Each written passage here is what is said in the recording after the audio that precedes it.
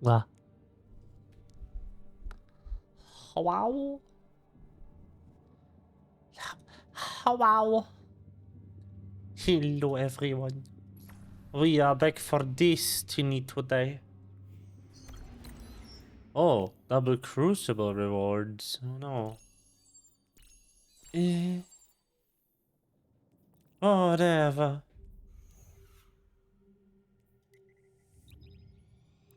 Whatever. Whatever.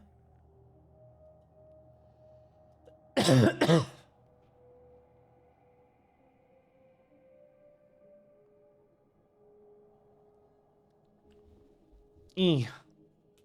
We're going to the tower first, as always.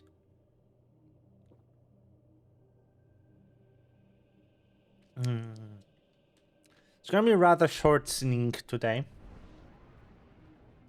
because I have a lot of stuff to do tomorrow. But hopefully, this is going to be the last stream on my neighbor's internet. Because if not, I'm going to punch someone out of frustration.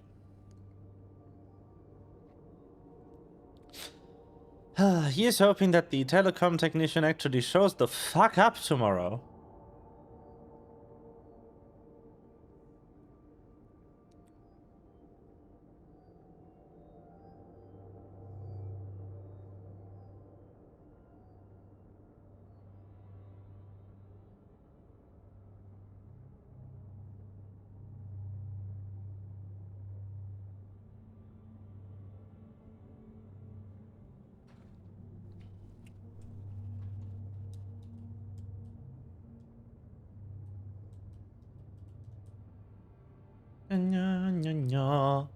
Why is the tower loading for 3 hours? What is happening?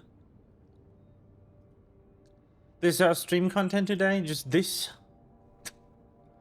Why?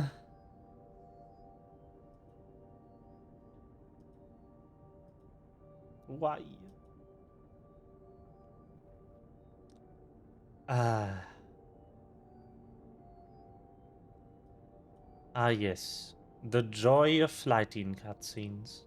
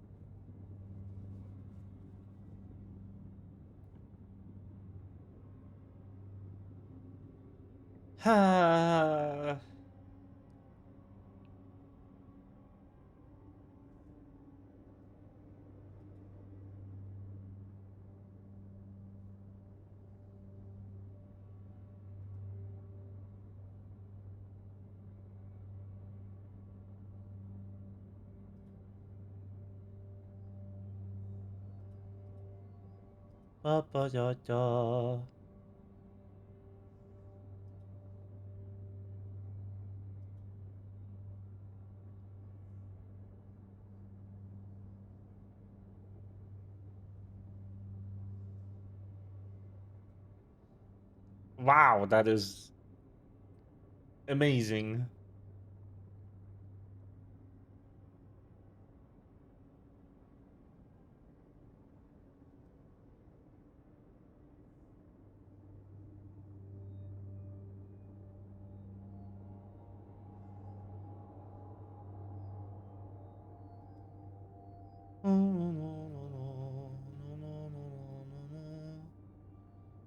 Seven million years.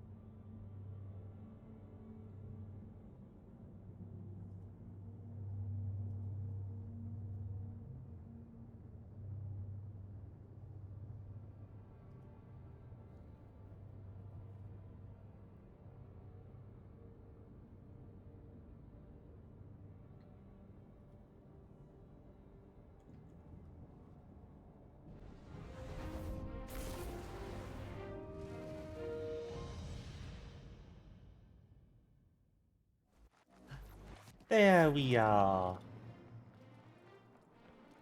We've made it. The tower. Pog. Checking. Oh, garbage. Nice. Good luck. Don't you love just immediately getting garbage? My favorite.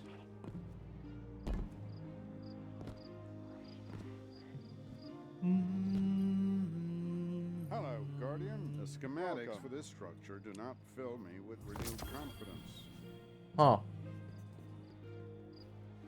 Alright. Oh, my gloves are full. That's bad.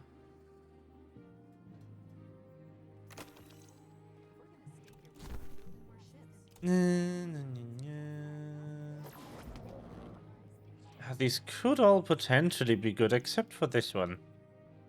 10 mobility is way more than I'm comfortable having. These are artifacts. 12 mobility is a bit much, but this could be better stats than my other one. Oh, this is garbage. 3 resilience, no. No. 3 resilience and low discipline on a grenade exotic. No shot.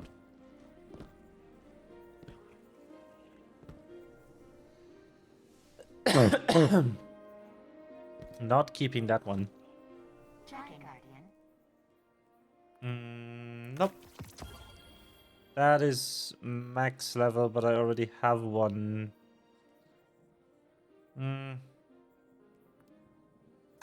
Not really good enough to be worth keeping. Confirmed. Goodbye. And the ego talon. What do I even need still? Hold on, let me boot up Dim. Full of rocks. Books for detectives. Too heavy. Heavy slot would be real nice. I could check what the exotic quest rotator is. I'm gonna do that. Presage. Nope, that's not a slot that's useful to me.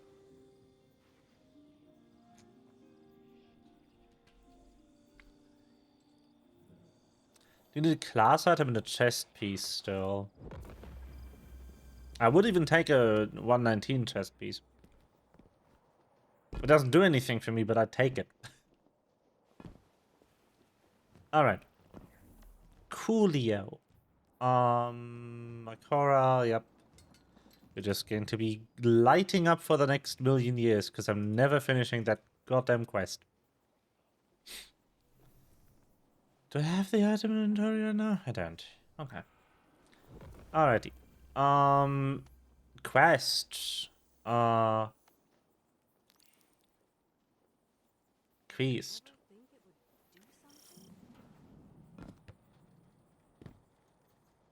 Questeroni.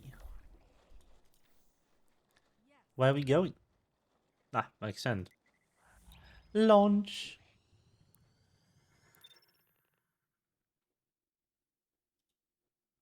Wow.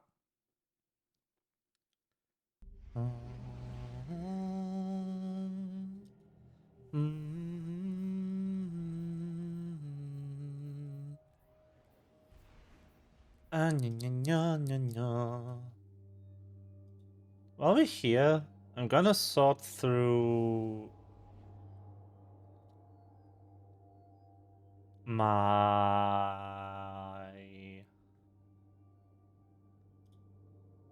items. That's actually not bad. High strength, but damn.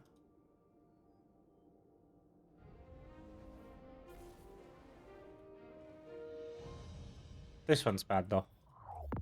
Goodbye. Delete. My worst one. Not keeping it.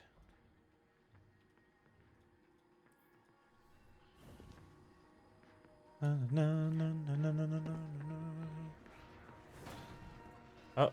where am I going?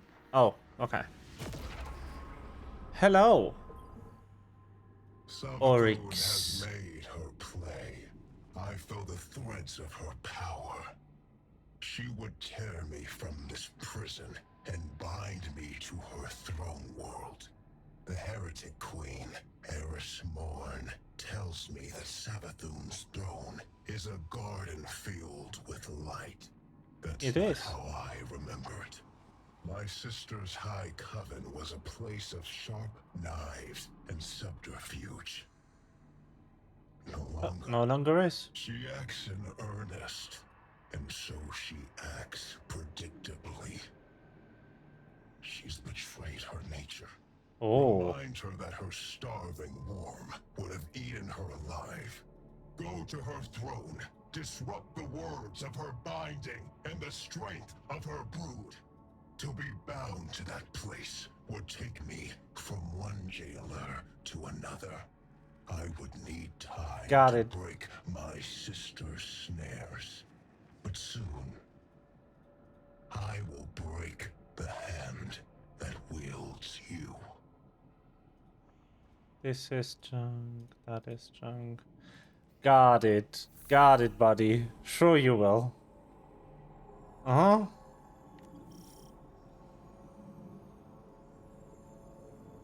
Let's see what I can do about that, shall we?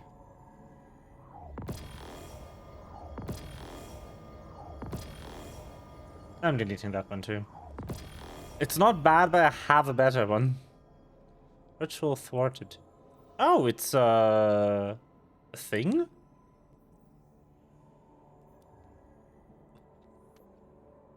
Where?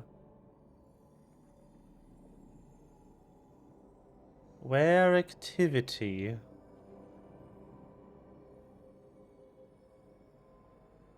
I'm just going there now. It will be somewhere. Anyway, so bad. Bad.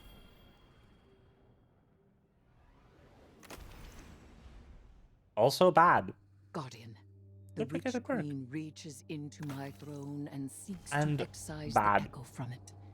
I have a Make better one. haste and infiltrate her court. My sister's spellcraft will choke this nascent cyst if you do not intervene.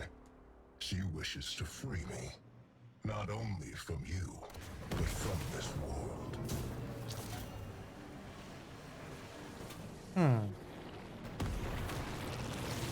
Well then. Let's fucking go. Ow. Did I just get sniped in the head?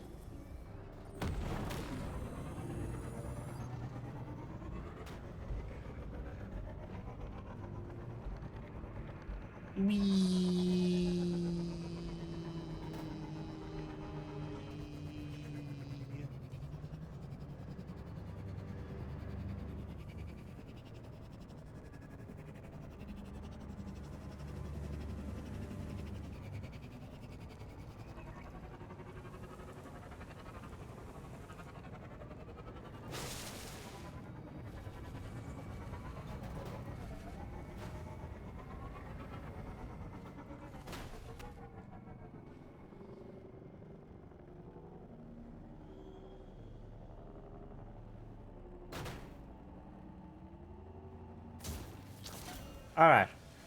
I think I have a hunch where we might be going. Sabathun's brood conducts a similar ritual to the one we use to bind Oryx. She summons me through the discovery of poison progeny to an altar in my image. The Temple of the Navigator. Sabathun formed that place to honor her brother who fell. Yep. You have your heading, Guardian. We do not have much time.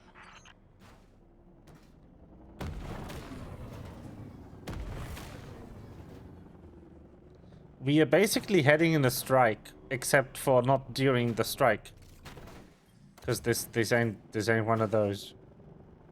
I didn't even know you could go here.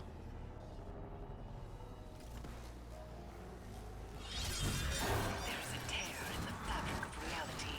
Open it and move yourself closer to our goal.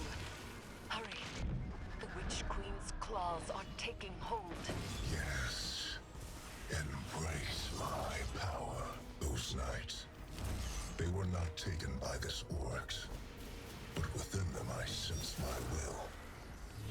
Challenge them and die. Uh-oh. Contacting Destiny 2 servers, please no. Come on.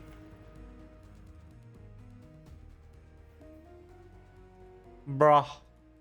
Bruh.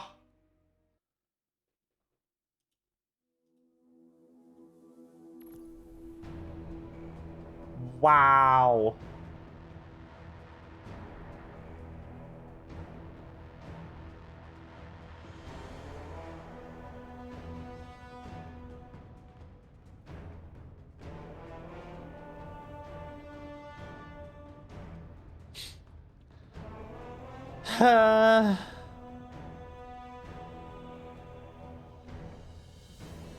Madge. Actually Madge.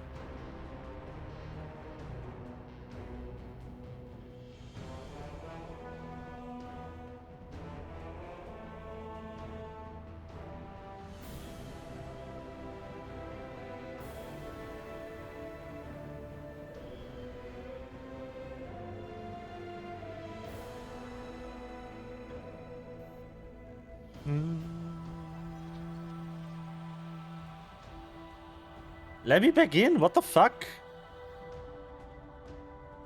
I'm still live, it's not my internet. Hello?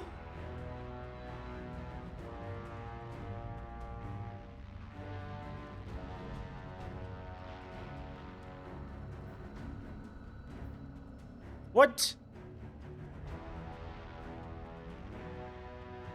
Bungie, what the fuck did you do?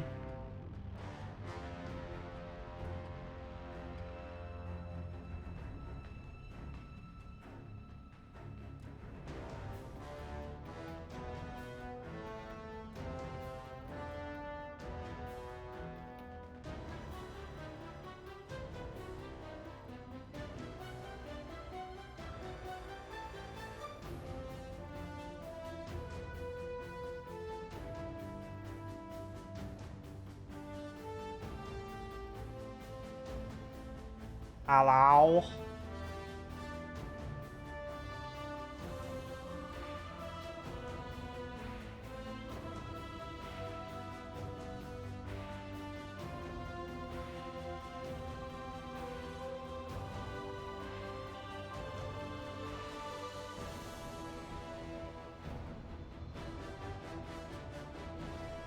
Ba ba ba ba ba ba ba ba ba.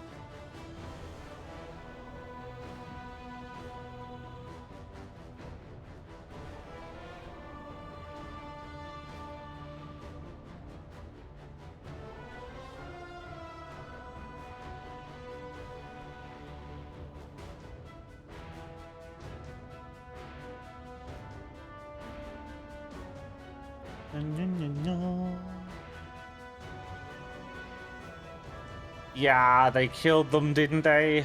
Oh my god, Bungie!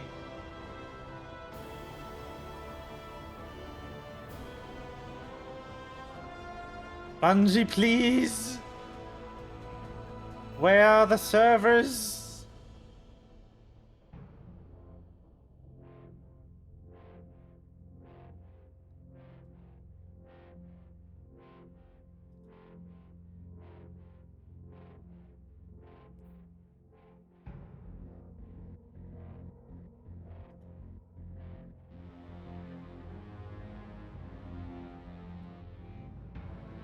I'm restarting this. Hold on. Bungie. What the fuck?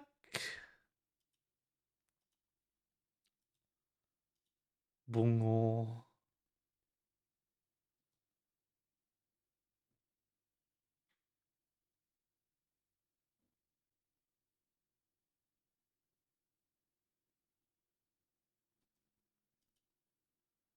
Come on, Bungie. I believe in you.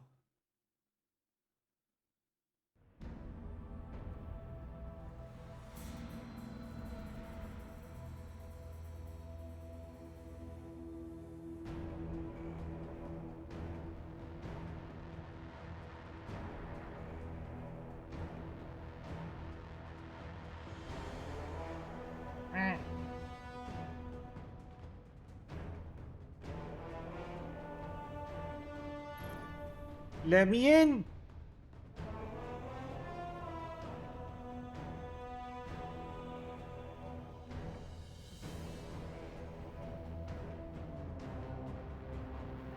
Ah, yes, the queue.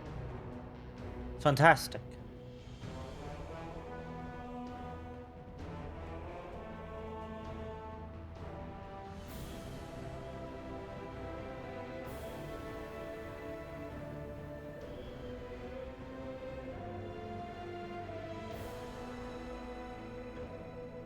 Great.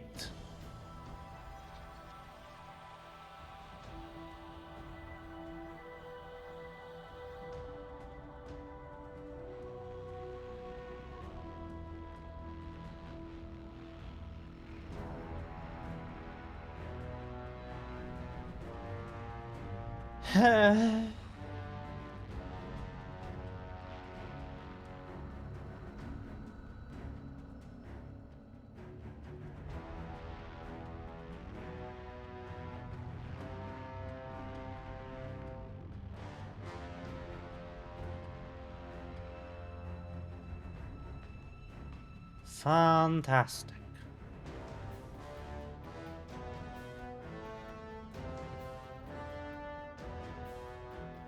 Oh. Oh.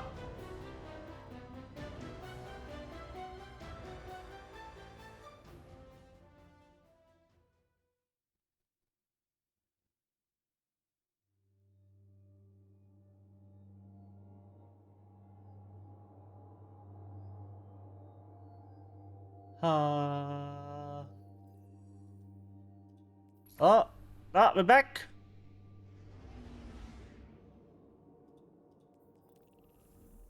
Let's go.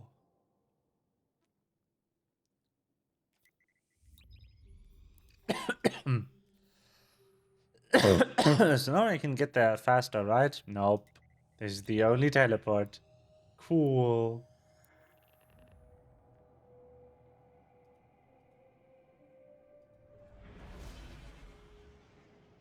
Epic.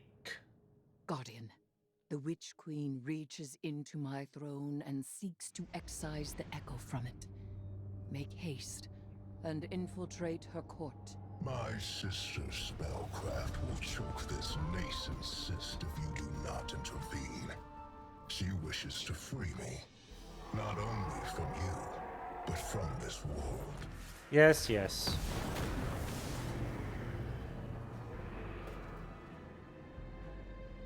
I was already the fuck back there. What is going on? What the fuck? Hello? Can I please look at my stream chat? Thank you. Computer is protesting me. Why?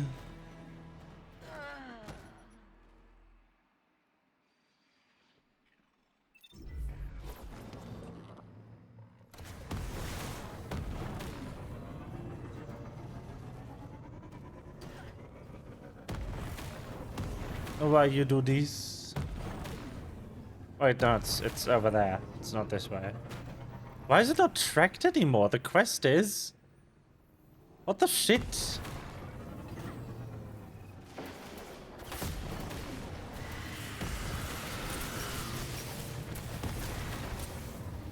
Wait, no, where's the path? I don't fucking... This is awful. Like, why does it untrack the target area? I don't know, Bungie. Maybe don't kick people during that. That'd be cool.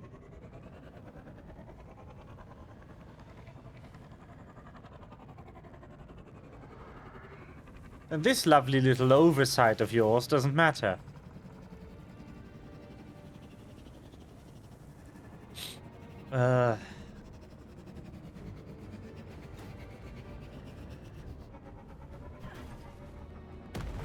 But seriously, if we don't end up with a fucking Taken subclass, I don't know what the point of this is.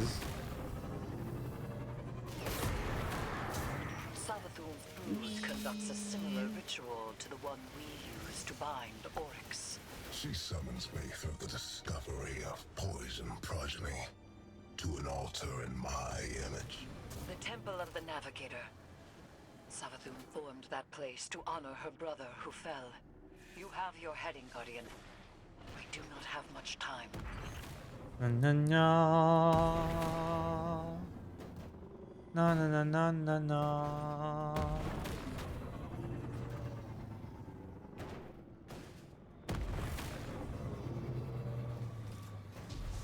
Whoops.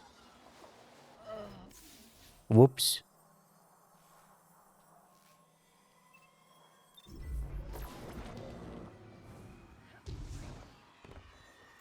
Hello, everyone. There is a tear in the fabric of reality. Open it and will yourself closer to our goal. Hurry. The Witch Queen's claws are taking hold. Yes. Embrace my power. Those knights, they were not taken by this Oryx, but within them I sense my will. Challenge them and die.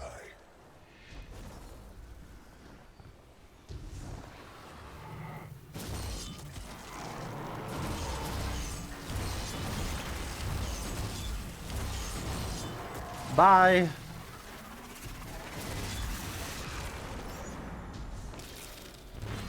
Big taken knight.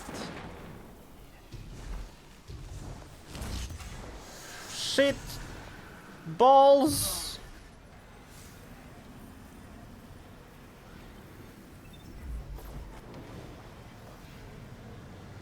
Oh no, don't tell me that's stuck down there now. Oh, thank you. Wait, can you sword dupe by dying? Guardian, my binding is being tested. You must Hello. quickly. Hello, yeah, I was dying. It's customary to say bye-bye when that happens, you know? It's ancient sneak custom. Ah, great, Lucent Hive. Greetings. My favorite. Boop. What happens if I ult? Ah, I should probably do that next to someone.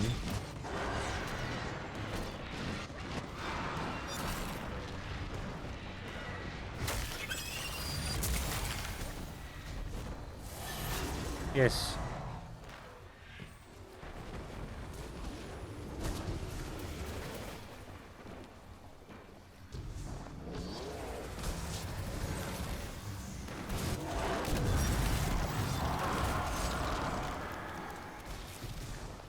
See, sninks are notoriously hard to get rid of.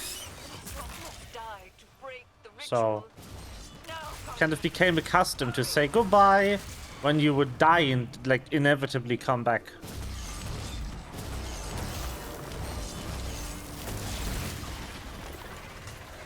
Wee. it is done. Is it the most miserable AE story fight ever? Very good. Is it worse than the train? Appears the progeny he spoke of was no other than Malak. It has been some time since that name was spoken. Recover it, Oh, so that we may learn its secrets. interesting. Hello. Tisk, tisk. You're always meddling in other people's affairs. Normally, I admire that type of gumption. It's why we get along. I mean, so did the train. Just survive for 30 turns. Good luck. This is below you. This time, you've crossed a line. This time, I warned you. I even tried to do this the nice way and leave your brand new throne intact. No more of that. Enjoy every hive in the vicinity descending on you. I hope you have an escape plan. Damn, Savathun is mad. I mean, I guess, yeah, we did kind of steal her son's head That does qualify as rude. I was supposed to be down there the whole time. Well, hello.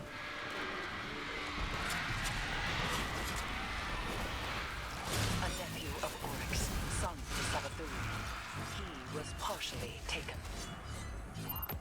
Perhaps we can procure a panacea Oh, very for fun. Sloane from this. Malik was one of the only taken to retain their will. They were a unique being, now reduced to an, albeit powerful, artifact.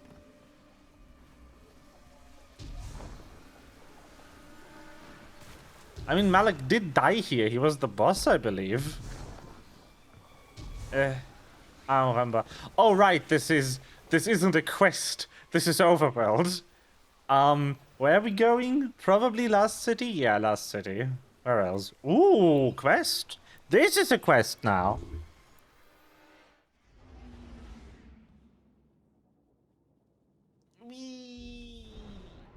Well, sounds like fun. The train was already garbage. Because it was really testing your ability to negate damage for 10 turns, which most players don't have. Hand will serve to reforge Willbreaker, and she is not completely taken. She will need your help. Our help. Oh.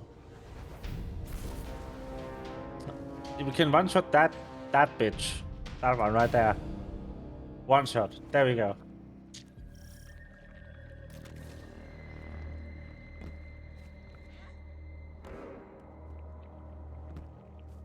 Easy.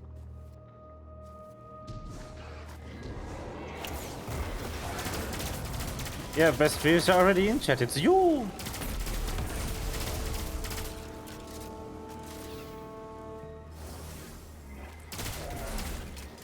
Although there's other equally best viewers that are not in chat.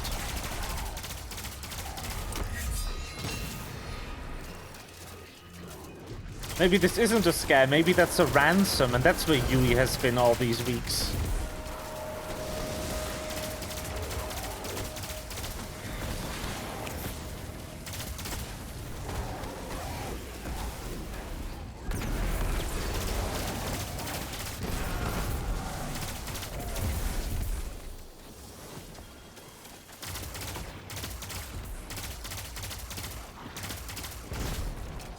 Like, it's not we are selling you best viewers, it's we kidnapped some of your best viewers.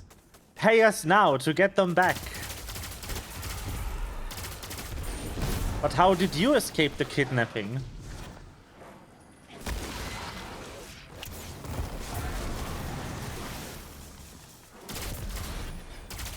Hi. Hey, Sloane. Oh. Bobo.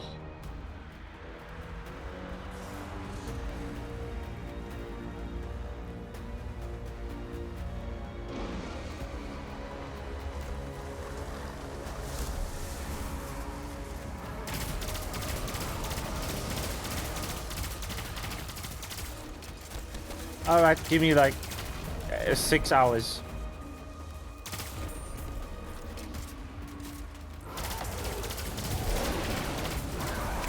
I'm sad that Sloane still has barely any lines in English.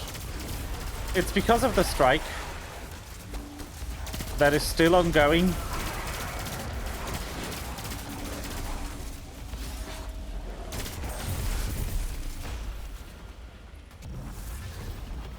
Ah, I see.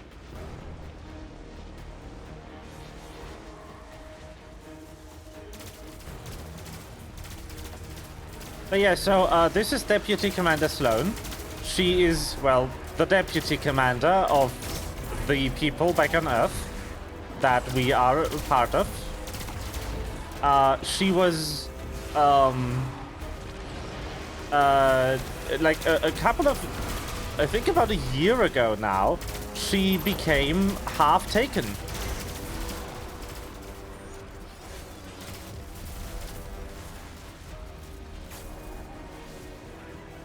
We also, I think we kind of thought she's dead. Breathe deep. Hold gentle. Guardian, destroy the Taken!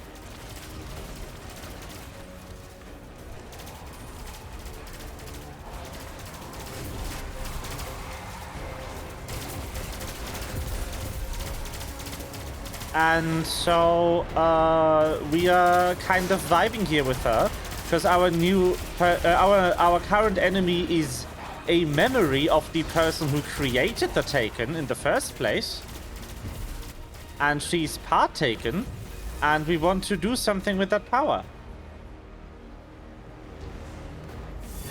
Amazing. Goodbye, Sloan. But yeah, that's what's happening.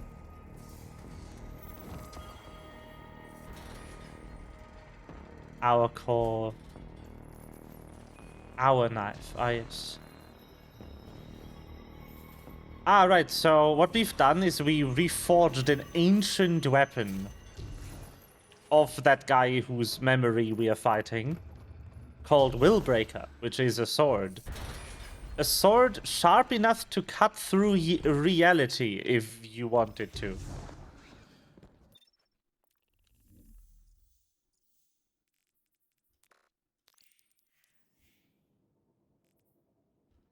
Ah, very good.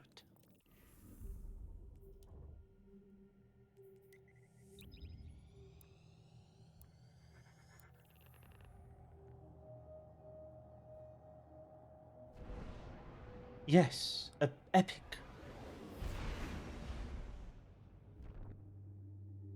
But yeah, we made a big knife. Swords is a whole thing with the Hive, because they have this thing called sword logic.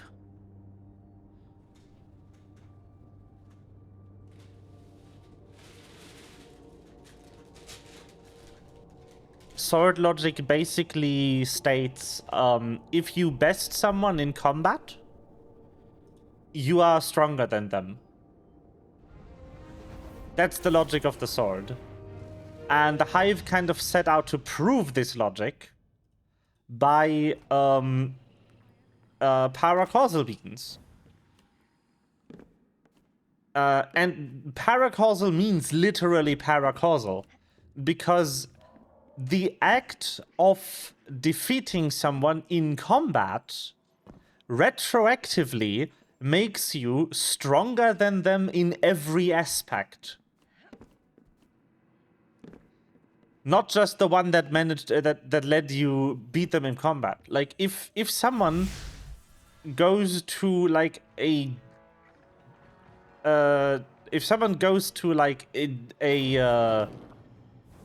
wrestler while they are sleeping and they kind of stab them in the heart, sword logic would make them physically stronger than the wrestler, despite physical strength having nothing to do with that death occurring.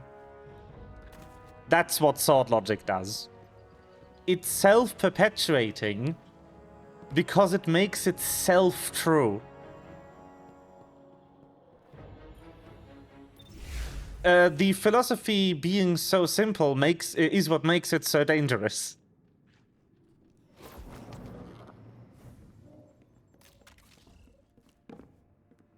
Yes. I think so.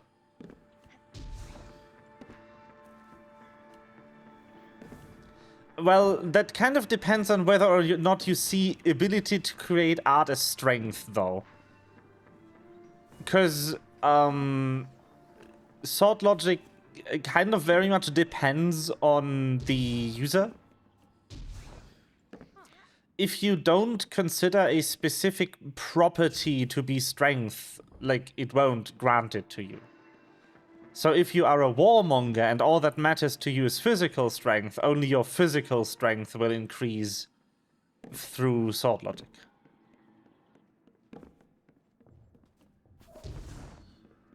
Savathun, for instance, her sword logic was based on lies and deception.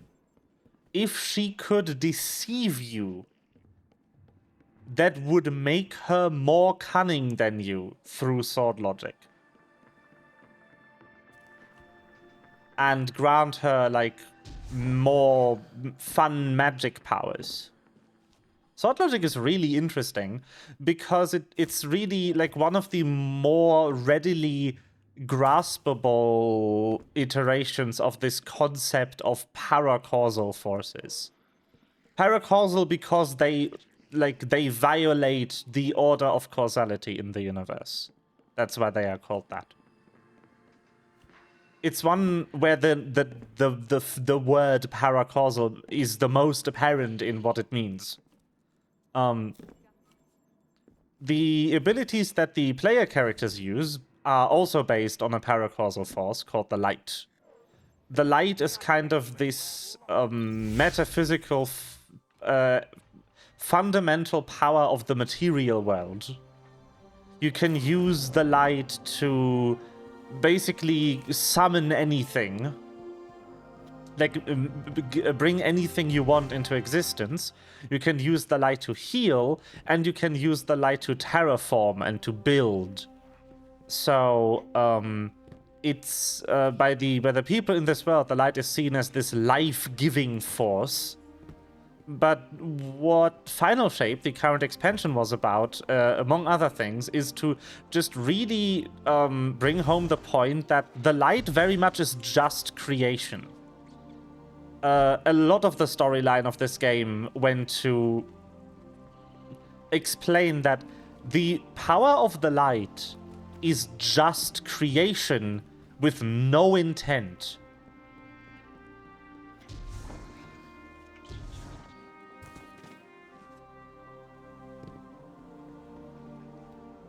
The light will just create life, but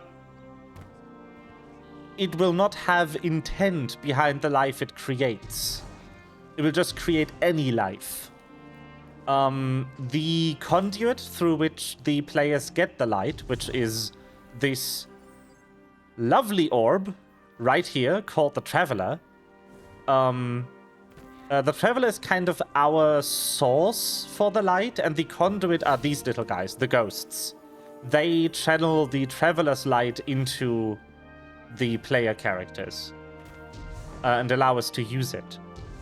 And then we channel our abilities through our body by kind of using the light that flows within. There's a few really interesting points about this. So first of all, every player character is undead, because the requirement to become a light bearer, like a person or a creature who wields the light, is to have died. Ghosts will only grant you the light post-mortem, which is really interesting. Because that means that every player character in this game is basically just a corpse that is being animated by magic. Having the light also cuts you off from memories that you had from before you gained the light. That's something that is very well explored in a character called Crow. Crow is the only light bearer, except for like the Lucent Hive, I guess, who died during the storyline of Destiny 2. He's like a living self died through the hands of the players, actually. Like, we killed his former self, and then he reawakened as Crow, the Lightbearer. And he is also special in that Savathun, the person that was yelling about us stealing her son's head earlier, she actually gave him his living memories back. She kind of forced this person with no recollection of their life and no ties to what they did before they became a Lightbearer to bear all the weight of the failings of who they were before. Because being deceived by another character in the game, Riven, Crow, when he was still lightless and was called Aldrin Sov, murdered a beloved character and actually a very close friend of his. And Crow actually regrets that the man he was before did that. It's a really good character development. It's one of the most exciting, like, character storylines this game has to offer.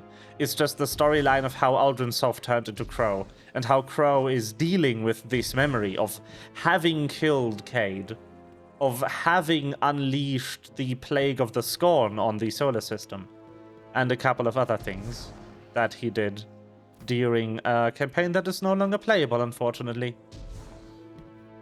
But yeah, it's really cool. I love the world building in this game. It's amazing.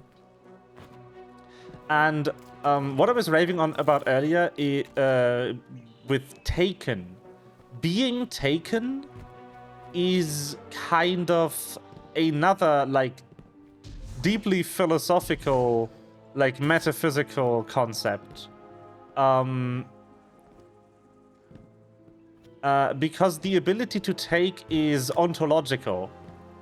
So the ability to take changes the fundamental essence of a creature. Because that's kind of what ontology goes into. Ontology is a branch of philosophy that goes into, like, what is the essential, like, the essential nature of things. It's considerations like what makes a rock, and stuff like that.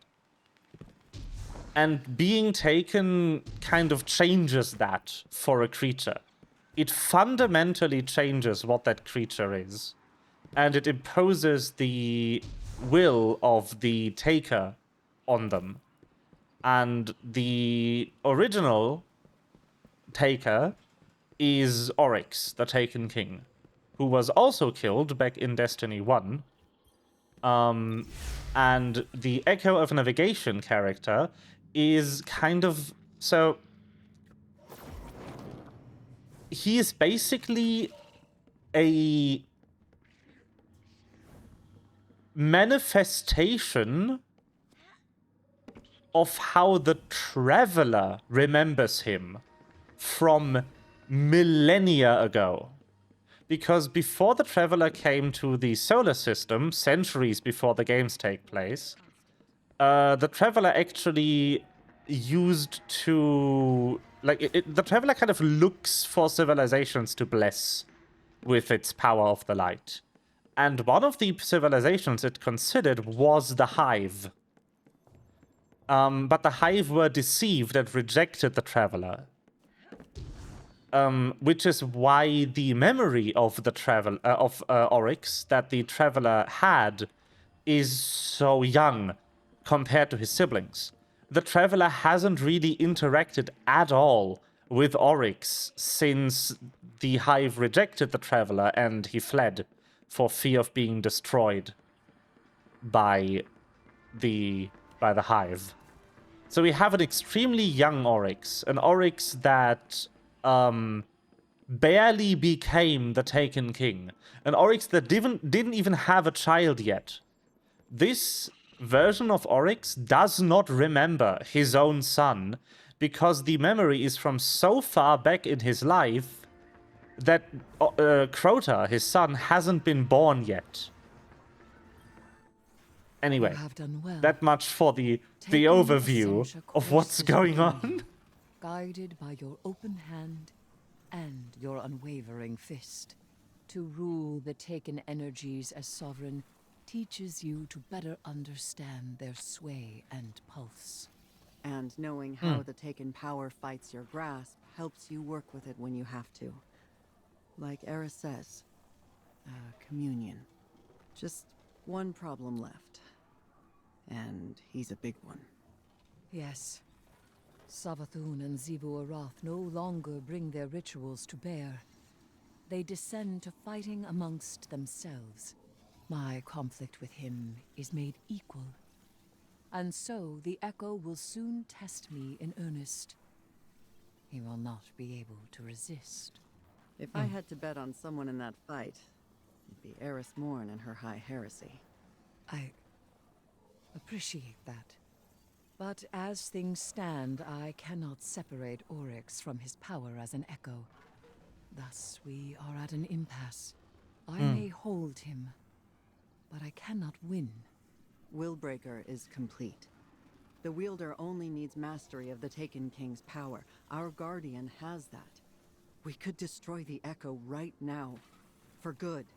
And we would lose much. Means to remove the Taken threat entirely. Forever. Eris. Time. Allow me time. Just a little longer. Just because we may destroy it does not mean we must immediately. All right. But the second it gets out of hand... I know. I will finish it. All right.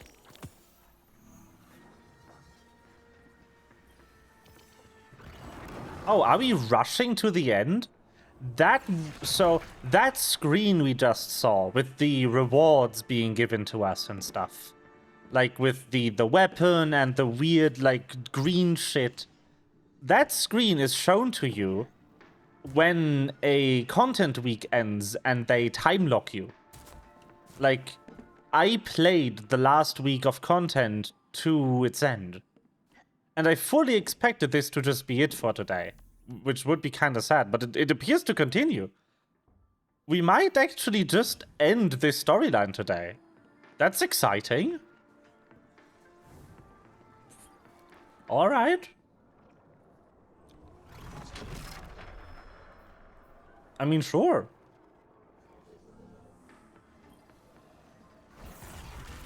They must have just sped it up. Bungie is planning an event for the game that is slated to launch kind of in the nearish future. And that event is going to be a lot of time investment for players by the looks of it.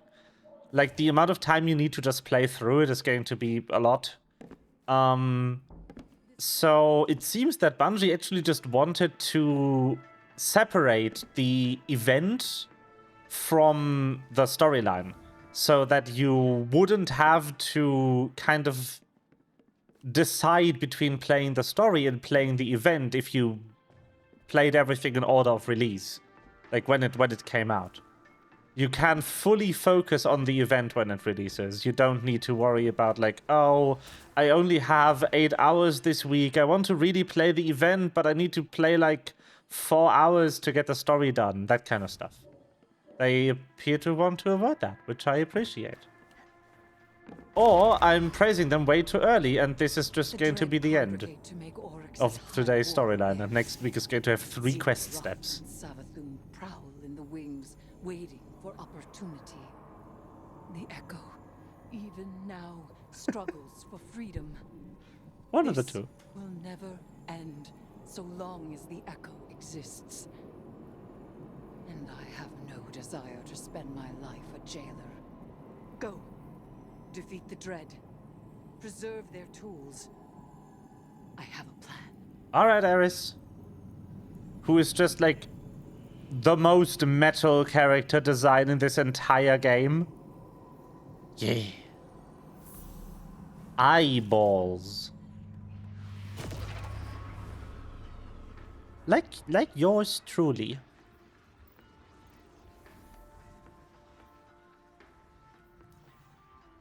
Where is that? Ah, there it is. Resile. Resil? Resil. I don't know.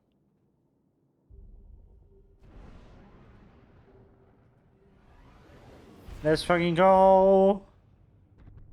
If I can claim the Dread's power, it may be enough to strike Oryx from the Echo. Go!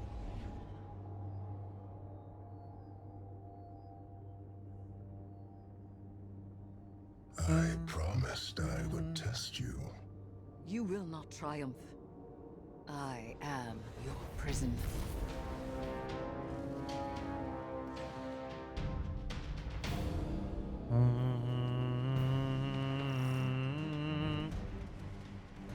Yo.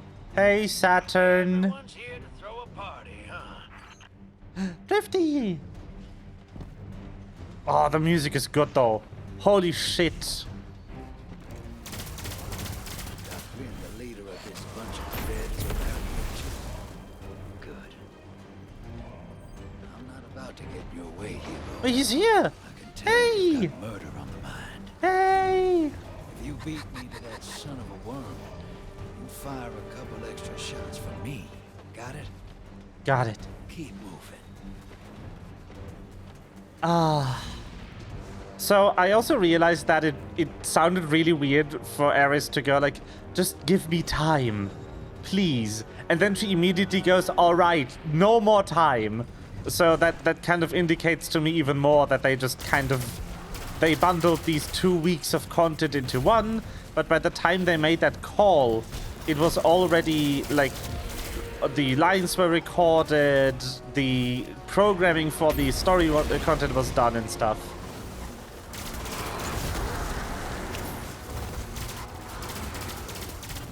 And they just couldn't change it anymore. So they just kind of bundled everything together.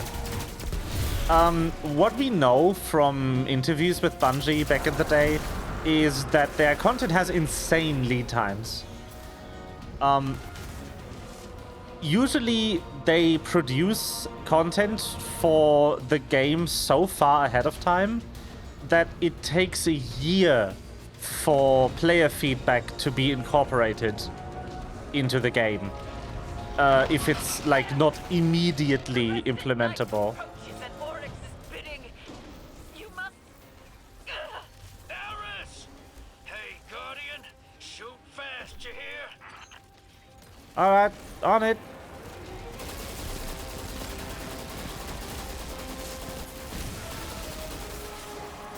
So, that lovely fucker that just spawned before I went to menu, killed Aerith earlier this season. Luckily, for a hive god, dying outside their throne world means nothing. Unfortunately for a person who has a throne world, the only way to find out whether or not you do is to die.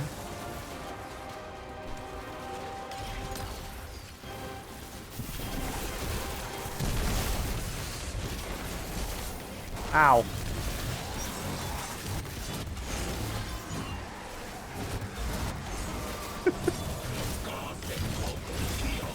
So most people would rather not risk it before they are sure, you know?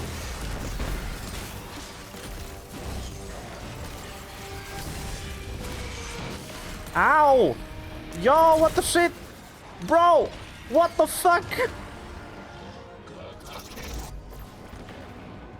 What's wrong with that ship? Excuse me?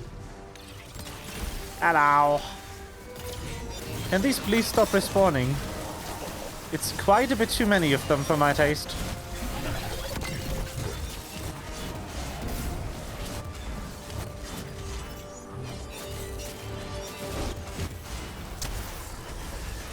Oh, that ogre is not helping. Oryx is loose upon his throne. You must pursue him, Guardian.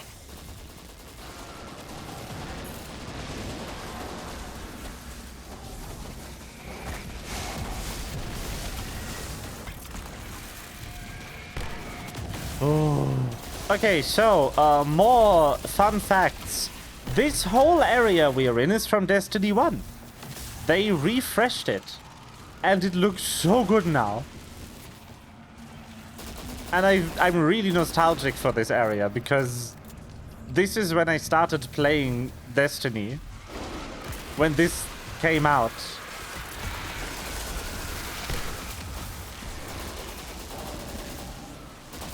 This content is what got me into it.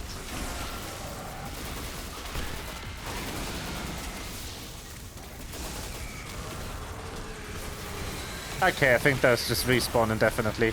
We're leaving. Hey, Peaceny. I love being back here.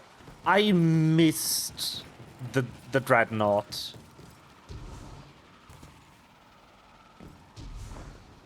Fun fact. This spaceship is a giant corpse. Broke through behind you. Keep going. I got him. I'm just saying, don't slow down, hero.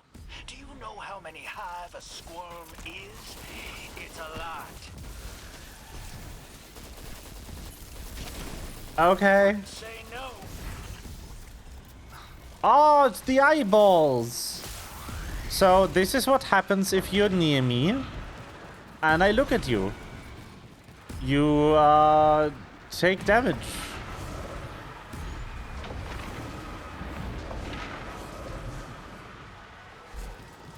I am the knife-edged hunter. I am. Yes. am the waiter, Death Charter, first among navigators, and I Uh-oh. am Graham. Uh-oh. Lion. Uh-oh.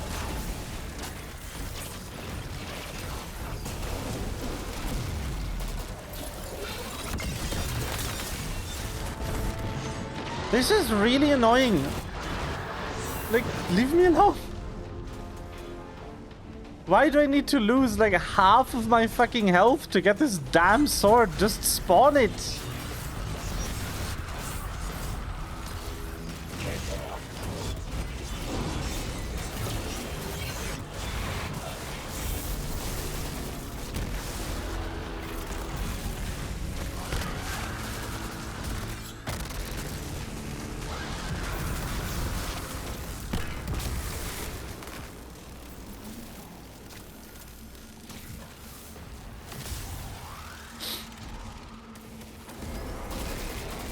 My balls. Yay.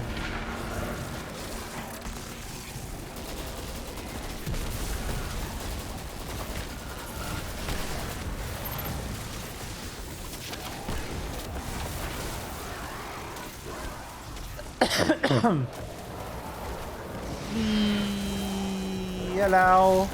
Flees across the entirety of the dreadnought. These movements have purpose. Does he seek the helm to steer back to Fundament at last? I will not let him. Fundament. I would love to see Fundament. Because Fundament is their home world. Which we've never seen anything that isn't the solar system. Or like a other plane version of the solar system. But still the same area, kinda. Just, you know, a dimension to the left or something. Oh, well, whoops. Hello. Looks like you're hanging in there. Glad to see it. We're past the point of being careful. Make sure the risks you do take are worth it. Strike first, strike hardest. And see the fight through, Guardian. Okay.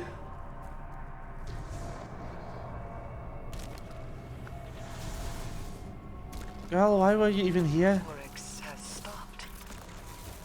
And I have not yet seized hold of him. Catch up to him, Guardian. But remain wary. Oh, There's very respawning little restricted. to gain How by nice. staying.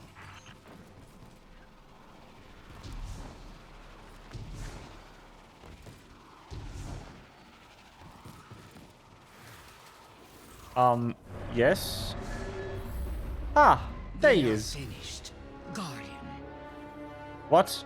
All slates wiped clean. No more old time's sake. You and I, we are not friends. No. Universe preserved. Witness dead. All that you begged me for, I have given. And it's still not enough for you, is it? All I asked was for you to stay away from my family matters. A simple request. But I like her. Aww.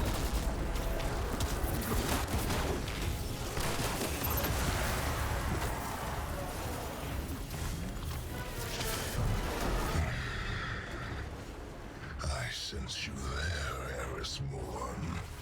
Heretic Queen, will you chain me again? I can hold you long enough. I reach through my weapon even now. I do not yield. But I have nowhere left to go.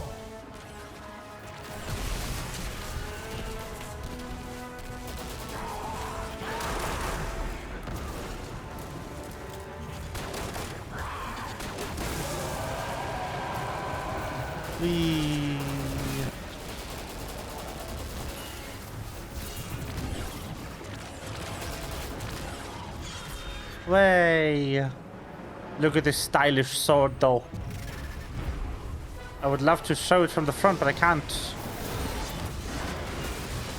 I mean, it's technically just a wave frame sword. Doesn't do anything.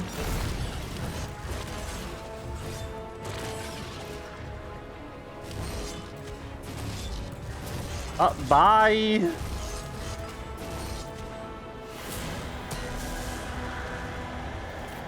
Okay. I tried. Hello. Hey, Sivu. Let me just, yeah. Yeah, cute.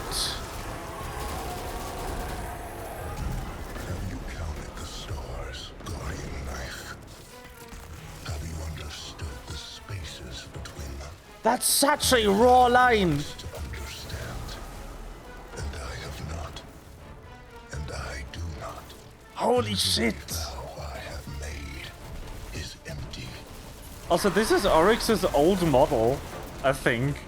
From when you first tried to kill him.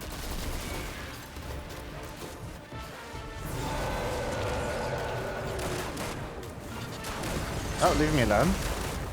No, you don't.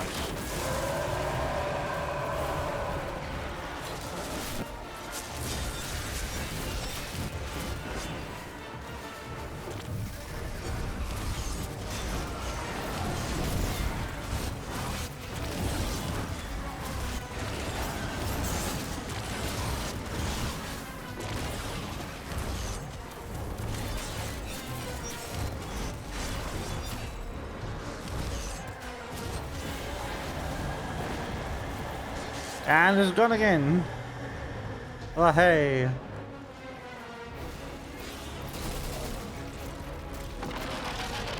Ah, yes. Hello. Sup? How am I supposed to... I have already failed. As my sisters have become heretics, so too have I. Long ago, Oryx was killed. If I am still Oryx, then I am already dead.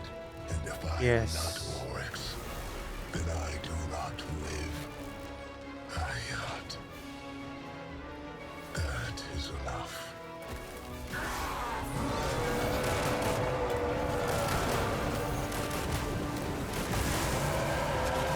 Ayat is like the high version of Amen, by the way.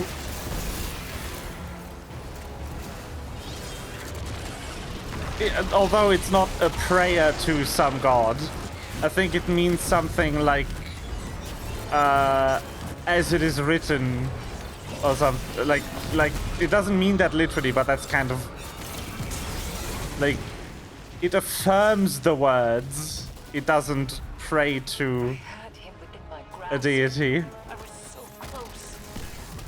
So close. And yet, you were right. We cannot take this risk any longer.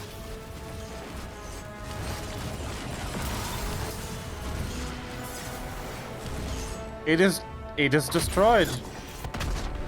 Whoa. At least the stars will remember the shape I gave them.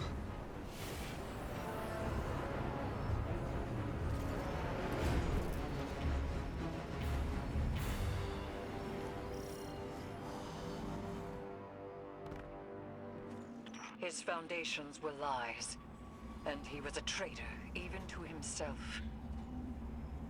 And yet, The edges of this plane are ragged where he stood. A monster. A piteous fool. A brother. Hayat. Hayat.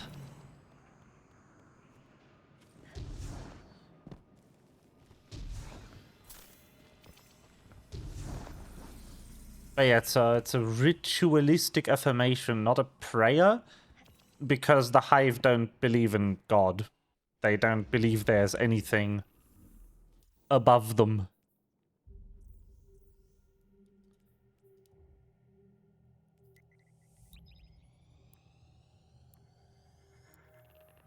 In fact, like, the first thing that Oryx did is go and kill a god.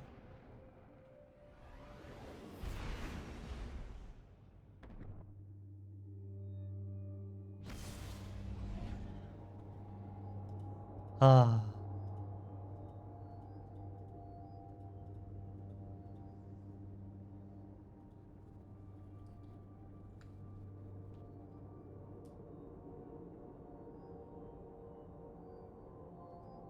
I mean, yes, but it's ritualistically uttered at the end of a hymn or a prayer.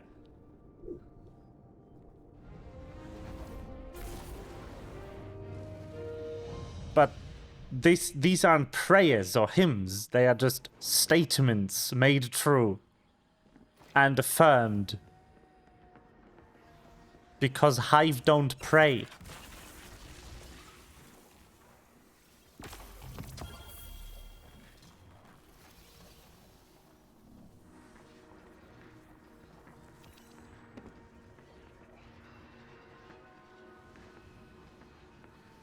Hiveworm, hello? My brother.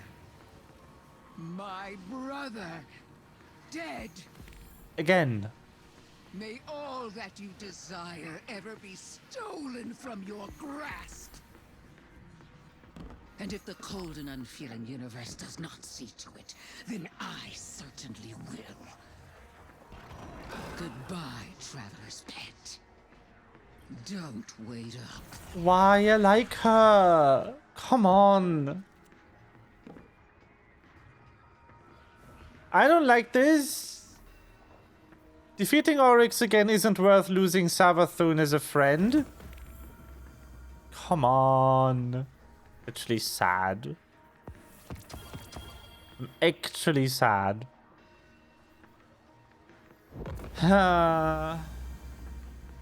Sad sneak.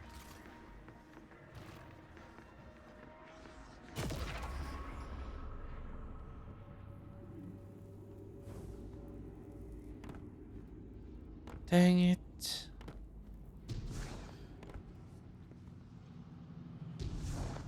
Also, I like this. You can just kind of... She has a little reading cove apartment down here. It's so cute. Ah, yes. Shapes.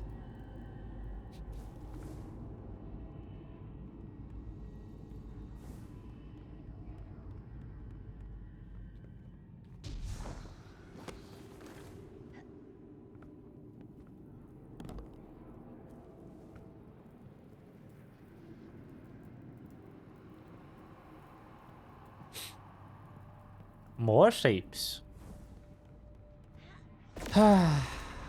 Welp. That's that.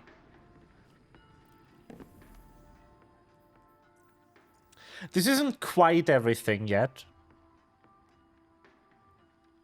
Because they will still have one quest at the end of the season. That's kind of an epilogue. But this is about it. Damn, that was good. That was really well written. That ending just makes me double sad. Because first of all, I really like Savathun. And I'm not happy about the fact that she's mad at us now. I don't like the game forcing us to do actions that cause in our standing with NPCs that are allies, even if those alliances are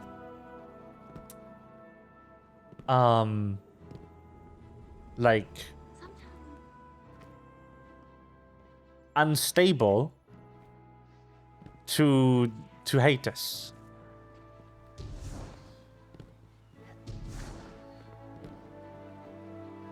Because like the lack of agency in that happening makes you feel really awful if it's not written in a way where you couldn't have prevented it. But like, we could have taken other choices. We could have made other choices here. This could have gone differently. And also, doubly sad, because this is really well written and I'm really enjoying it. Bungie, in their infinite wisdom, has fired the person who wrote this storyline half a year ago. Cool.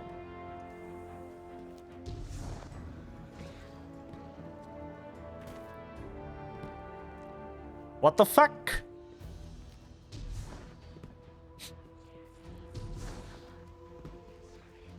The person who wrote this didn't even work at Bungie anymore when they launched this.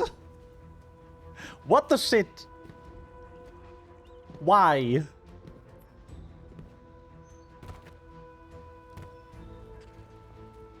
I wonder if that has affected their ability to adjust the pacing of the storyline.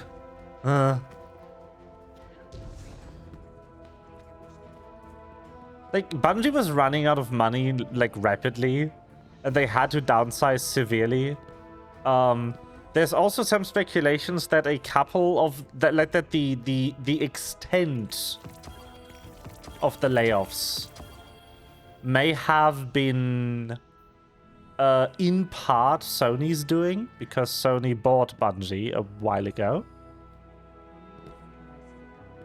But it's still really fucking frustrating, and I hate it. Why would you do that? That's so fucking annoying.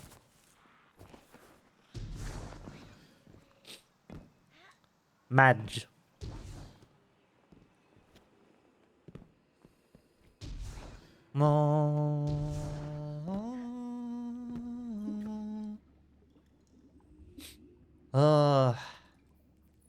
Alright. I should, like, do this, which is previous season content, actually.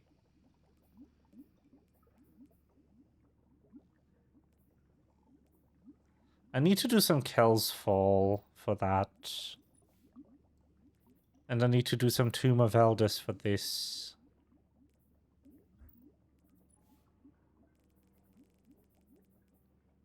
And some Onslaught, oh no.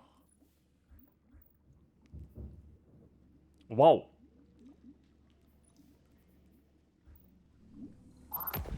My neighbors have dropped something.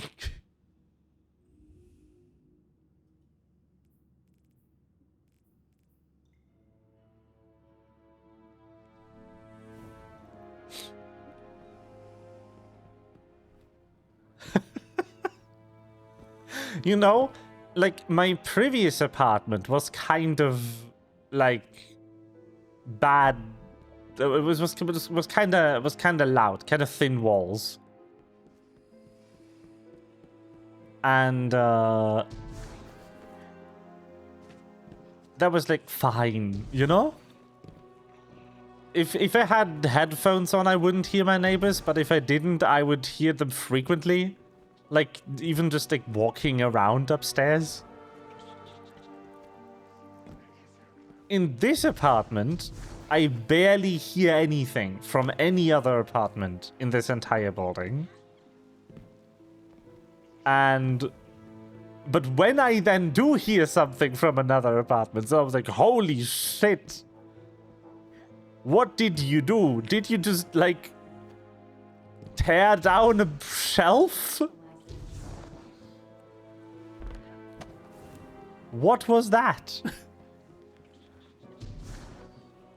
Ah.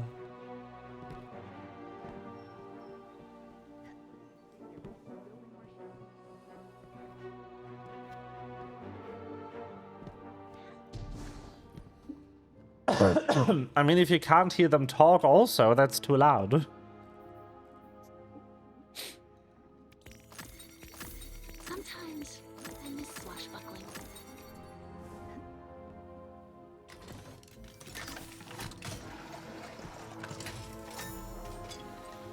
Seep. I'm a chicken. Oh no.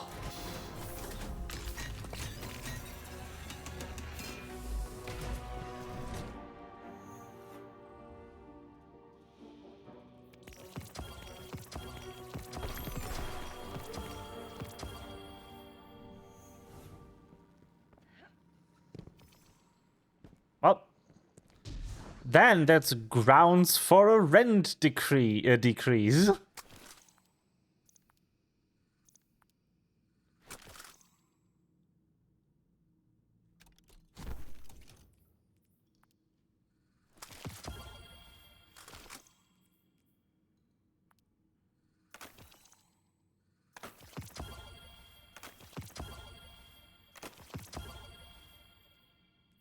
Improper noise noise insulation is actually like illegal.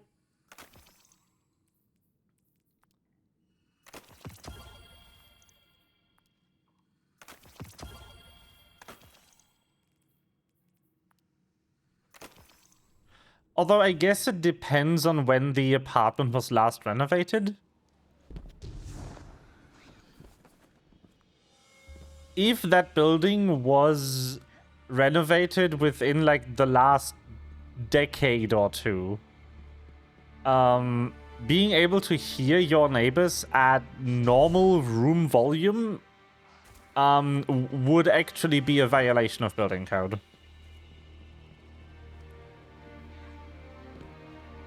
And you could actually file for a rent decrease. Like, I think you can ask up to 50% off for the noise.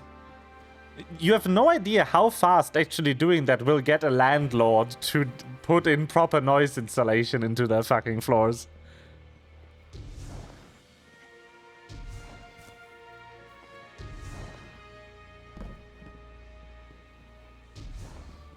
Because, like, what's gonna cost them more money? A couple €1,000 in fucking insulation materials? Or half rent in perpetuity? Not the only illegal trade they're doing? Fantastic. I love when my place belongs to someone who violates building code. It's the best.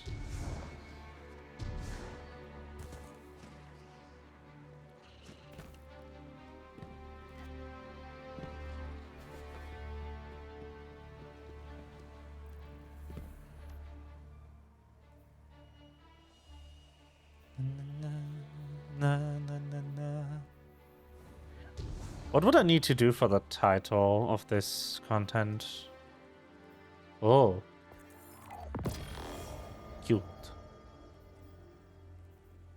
That's way too much shit. I don't want to do that.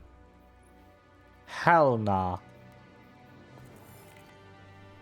But yeah, I guess we're done with this now. When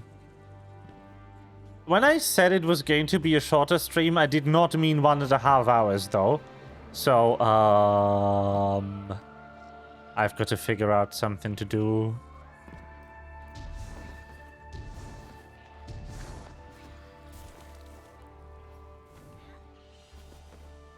This was way short. I guess it helps that they didn't force you to do bullshit content again. Like, it just ends.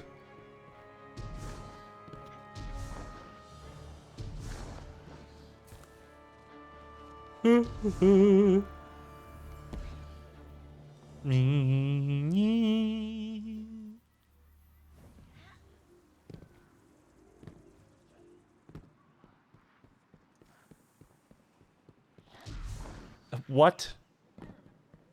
I mean, first of all, that's some beef. Mood, though. Second of all, what grounds is Telecom suing them under? Like, what? What? Telecom do not have the right to provide fiber to anyone? That's not how shit works. Like, what the fuck are they going to sue them on?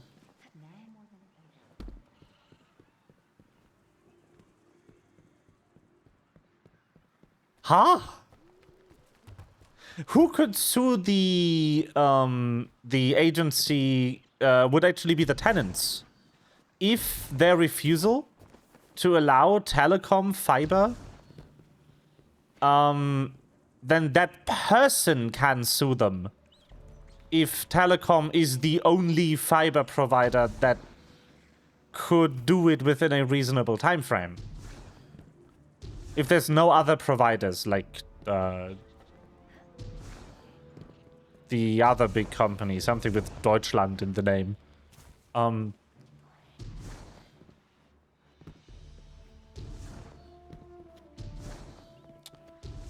But the Telecom can't sue them. The tenant can sue them. The Telecom can pay for the lawsuit, though, and provide lawyers. But the plaintiff would be the tenant, not the provider. That's probably what's going on.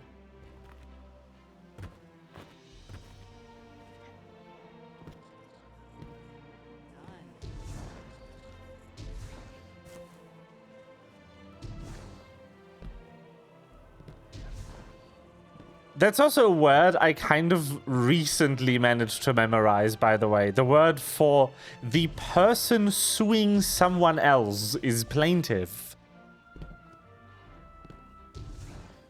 Yep. Now you can actually do that. There's a couple of things that you have a right to. Passed in one of the more recent things that happened in German law writing. You actually have a right to receive fiber to the home, and you have a right to a wall box for electric vehicles. I don't know how exactly these are codified. There's definitely some catches here. Like, you can't sue your landlord into buying your wall box. But as far as I know, if you or a third party is willing to pay for the installation of a wall box, and the location for that wall box is not anywhere that would be a fire hazard or, like, impact other people's property that are renting in the same building. As far as I know, your landlord actually is not allowed to deny you to install that wall box. There's a couple of things that your landlord is just not allowed to say no to. If you want to do them. But also, in my opinion, a good landowner would want fiber to the home because it raises property value. I would have paid up to 100 euros extra for a apartment that had fiber when I was looking. I just didn't find many that did, that were in my general price category.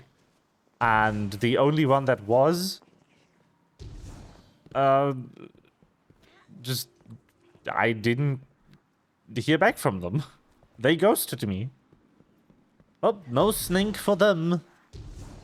But yeah, I could actually ask my landlord about this. If, like, fiber is, like, happening. If there's already plans to have fiber at this house. If not, who do we need to talk to get fiber? Because I would love fiber. Fiber would be sick. if your street has fiber, that means your house could easily get fiber. Because usually, if people tear open a street to put down fiber, they do fiber runs to each property on that street, just to the edge of the property. And then as soon as that house wants to be connected, they can just send a crew out that digs up the front garden, lays down some PVC, and connects the house. You know? Because the most expensive part about getting fiber at your location is actually tearing open the street.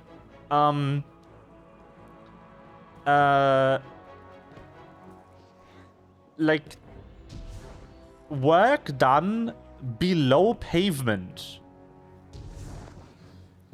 costs about 10,000 euros per kilometer. Which sounds insane, considering all you're doing is dig a hole, put something in, then close it up again. But what's so expensive about doing that kind of construction is asphalt. The disposal of the old asphalt and the pouring down of new asphalt are insanely expensive, because asphalt is, well, a quite hazardous material that is really hard to recycle or to, like, dispose of. So there is insane fees on laying down asphalt and on disposing of asphalt. Which is why tearing open a street is so expensive, because you need to get rid of the old street asphalt and then you need to put down new asphalt. Luckily, the first step, the one that's way more expensive for fiber to the home, was already done everywhere in Germany ages ago. Because unless you don't have 100 Mbits at least available at your location via DSL, which the majority of houses in Germany have 100 Mbits or 250 Mbits available at their house via DSL. Unless that's not the case, I guarantee you live within 250 meters of a box that has fiber optic cable going into it. And that has enough strands of fiber optic cable going into it to provide internet to every single house that's hooked up to it via DSL. And the reason I can say that with confidence is the maximum length of cable where the signal modulation technology used for VDSL, which is how we do provide those speeds over DSL, is effective and can operate at those speeds, is 250 meters. A 250 Mbit connection cannot be stably established over a copper wire that is longer than 250 meters. That's the absolute limit, because then you get too much noise and you get too much signal dampening due to just the resistance of the wire.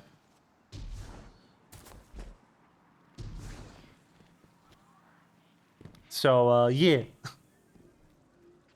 That's how that works.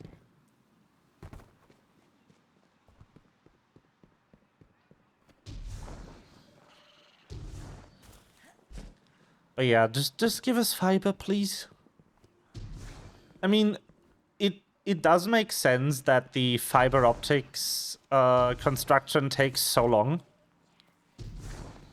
because it's the first time in like a century or something that we have been laying down wiring for a completely new type of connection to a house And it's the first time ever that a medium is being put in the ground where the only point, the only application for it is internet. Because all of the internet speed evolutions we had before were just reusing existing copper infrastructure that was put there ages ago. So yeah, this is the first time we are actually building new infrastructure dedicated to internet and nothing else. That is how important the internet is to today's society. How integral internet is to today's society.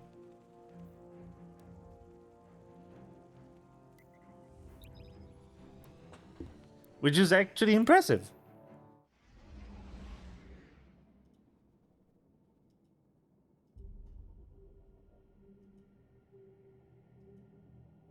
Yeah. And I mean, obviously, in retrospect, it makes sense. Like, from a perspective now, it's like, obviously, the internet was going to be important for civilization. But, like, people said that about a lot of things that were not important to civilization.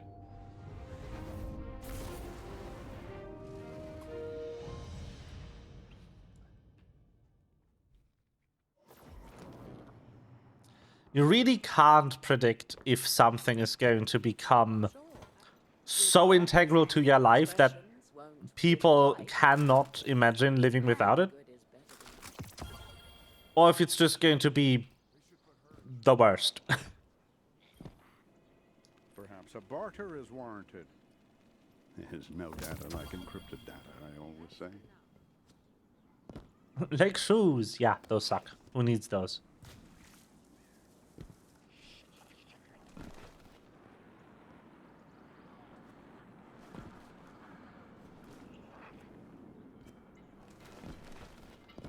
Hate shoes. Worst invention.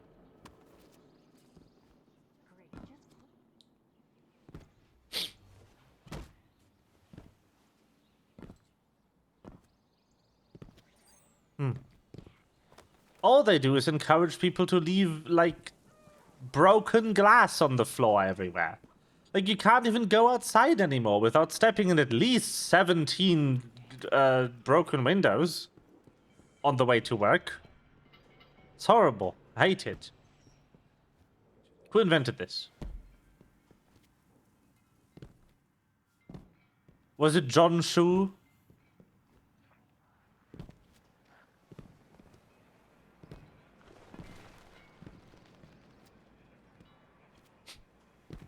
Yeah. I think my favorite joke is running was invented by Edward Running when he tried walking twice at the same time.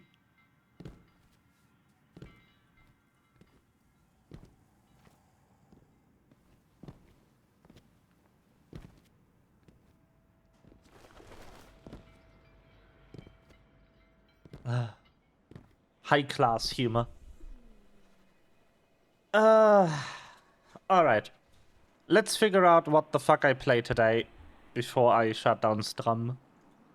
I've already warned you it's going to be short, so who knows what I find. No, no, no, no.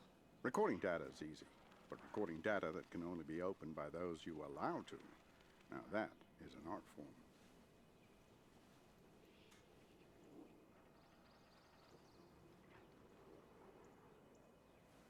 What do I have on my lovely computer that I could play?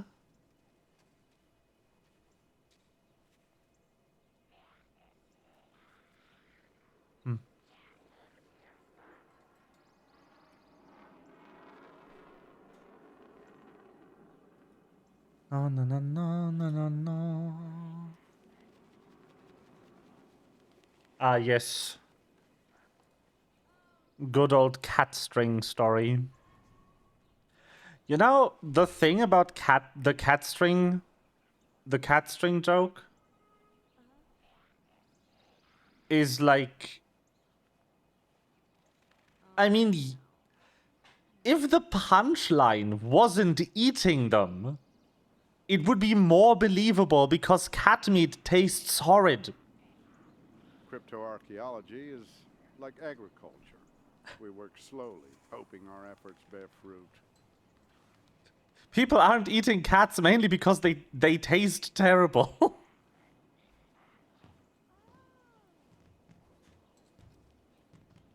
And they also don't have a lot of meat on them.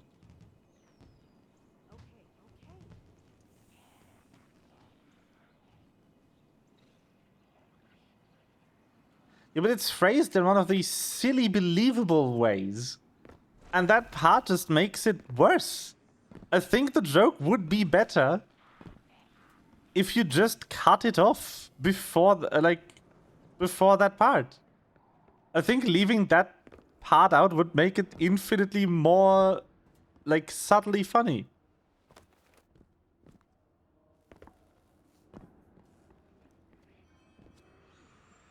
Like the Thomas running one, walking twice at the same time. It's like, you know, that's funny.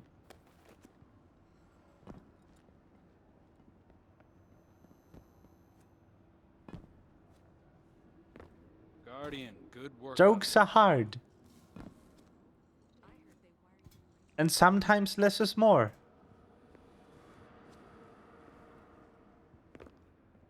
Because, that's not just the joke. The joke is already everything before then.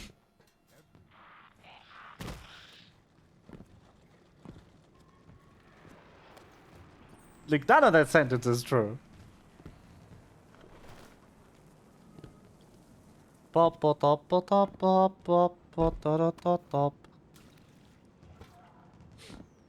I'm actually wondering, how old is Yarn? Because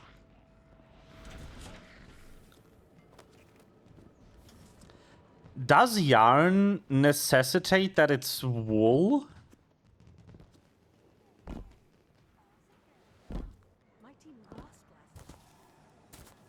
Because if not, yarn is old.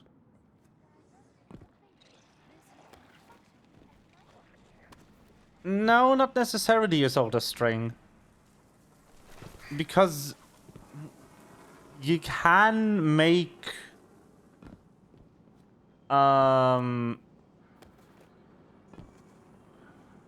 you can make strings out of materials that are too thick to make yarn.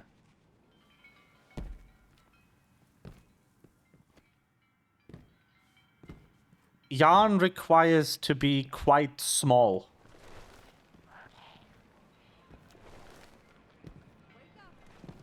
And the main difference between yarn and string is the thickness.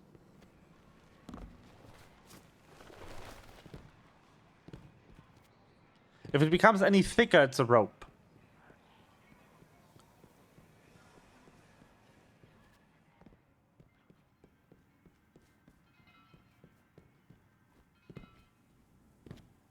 So I'm thinking, because back in the day, people made fabric from all sorts of things. Yarn needs to be at least as old as fabric making. Because fabric is woven from yarn.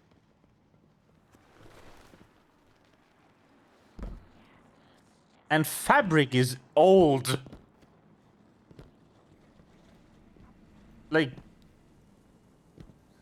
Fabric has been around for millennia. People had fabric in ancient Egypt, which is about as far back of human history as I can reasonably recall. So, yeah. People had fabrics in ancient Egypt. So they must have had yarn in ancient Egypt.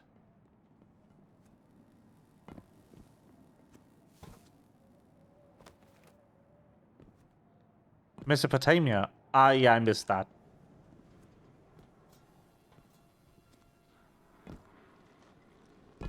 But yeah, like, basically, as far back as you can find depictions of people wearing woven fabrics,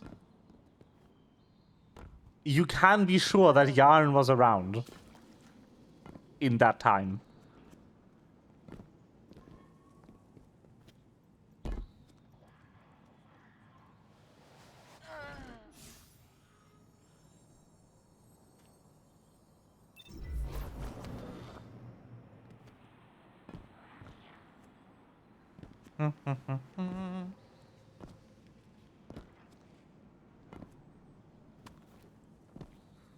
Wouldn't have been around in hunter-gatherer attempts? Nah, exactly. Because yarn requires a tool to make. You need to make this, like, really fine bundle of fibers.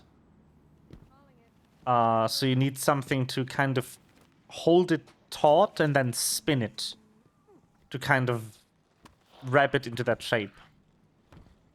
You can make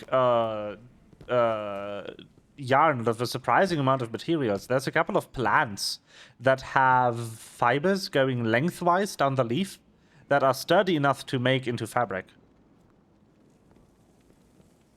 So you can weave clothes out of plant matter if you want to. It will be a bit scratchy, but, you know. Yes, definitely. Yarn was also probably one of those things that were invented several times during the course of human history. There's a couple of inventions that are just so logical and so integral to civilization that they just happened a couple of times. Independently. Like bread. Making a dough from the abundant edible grain where you lived, and then using fire to bake it is like the base invention, basically. Everyone is like, oh, the base invention of the human race is the wheel. No, the base invention of the human race is bread. It's baking dough. Literally every single fucking civilization on this planet has independently invented dough, cooked dough, and baked dough. Like, every civilization has bread and noodles. All of us, collectively, have invented bread and noodles. Like 1,000,000 times.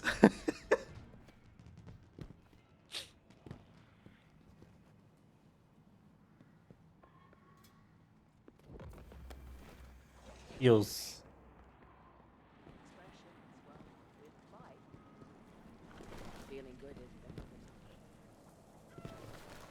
And then obviously all of us just called it something and that was it then.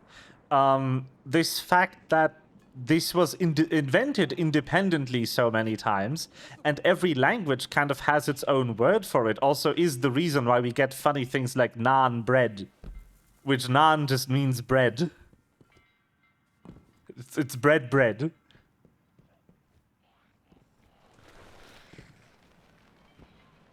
I do like naan. Naan's pretty good.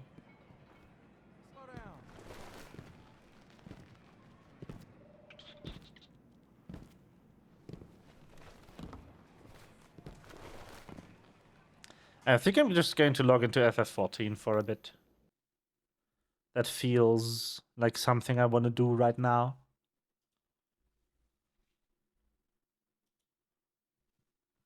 But ye happy German noises. Where there's bread, there's bread. Is that like if you put bread in a pan and call it pan bread? Yes. Exactly.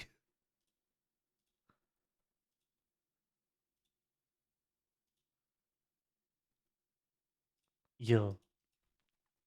But yeah, another thing I love is that every civilization kind of has its own version of like the dumpling. A fold of dough that has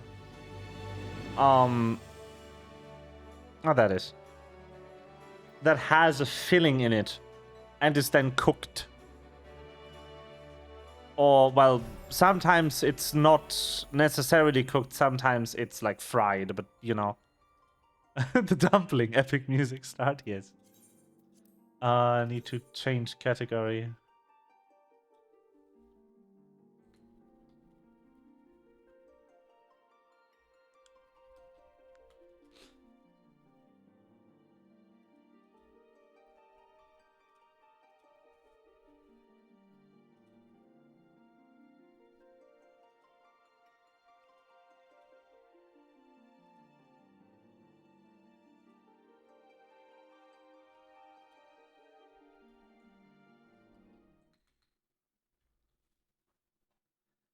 Ah.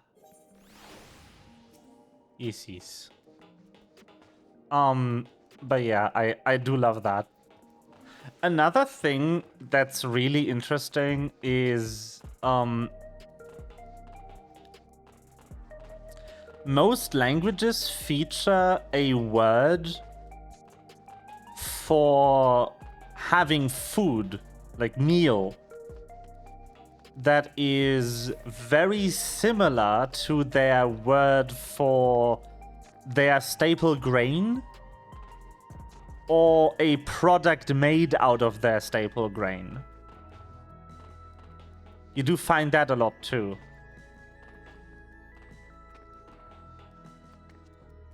Like meal, for instance, originates from a Proto-Germanic word that also means flour. Like wheat flour.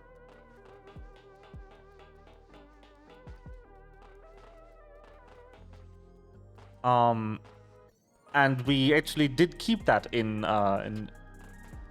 German.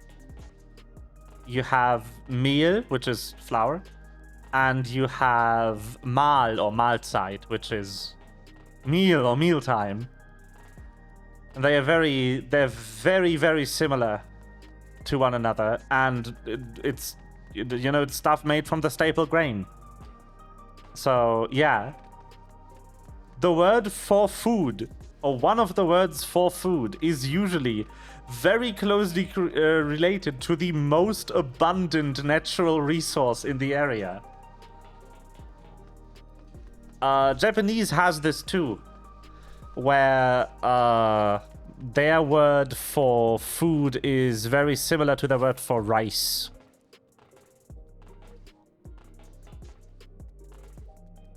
I think it's both gohan or something like that. I'm not 100% sure though. Japanese is very rusty. So yeah. Humanity sure be like, staple grain go brr.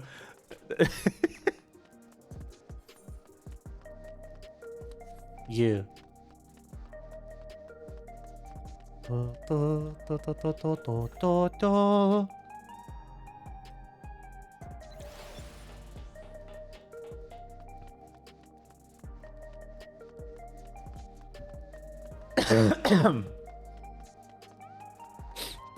Oh, I learned something really funny the other day, which is, so apparently Korean got a German loanword through Japanese because the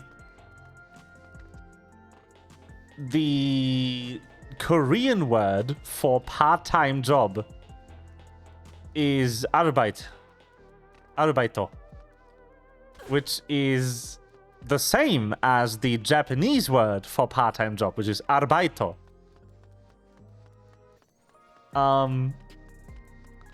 And that's a German loanword. Arbeit, which means to work. They changed the meaning. They added the part-time, In German, it just means to work. But yeah, that's a German loan word right there.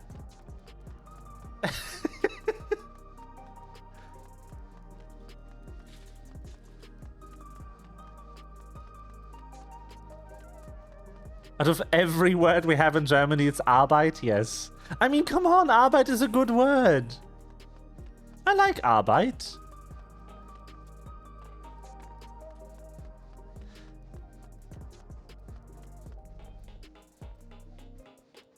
And then both of them shortened it. I can't remember the Korean shortening. It's like the first syllable and then one of the other, like aba or something like that.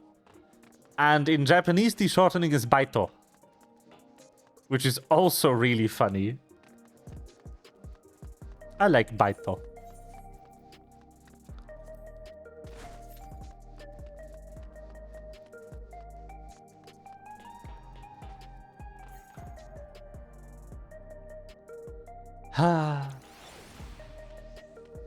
I mean, let's be honest.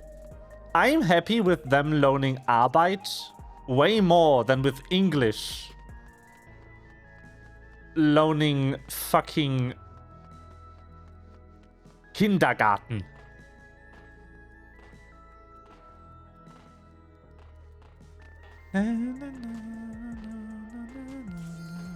Work is pain. I'm sorry to say,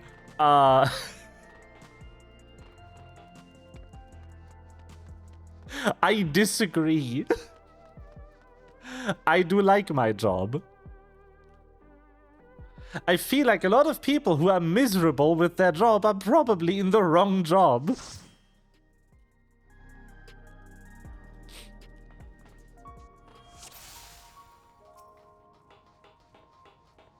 There are beasts ahead of you. They must have gotten in and made themselves at home.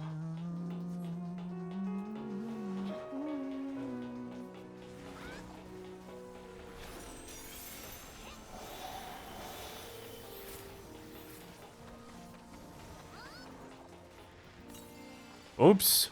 I didn't want to use that.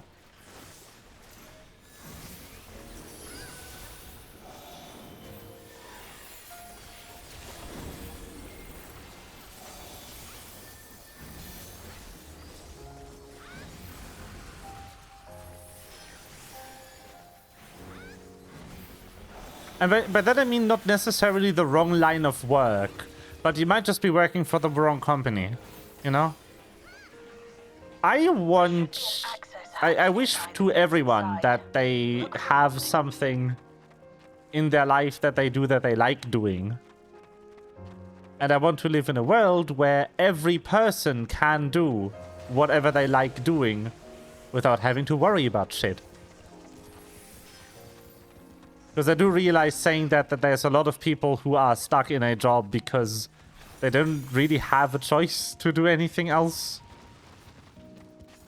Which in and of itself, in my opinion, is quite the injustice.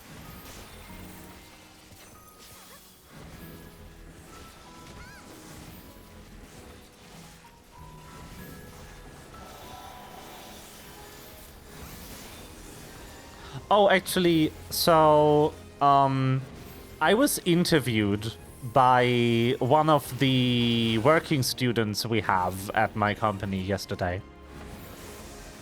Because at my... oh god, what's the word?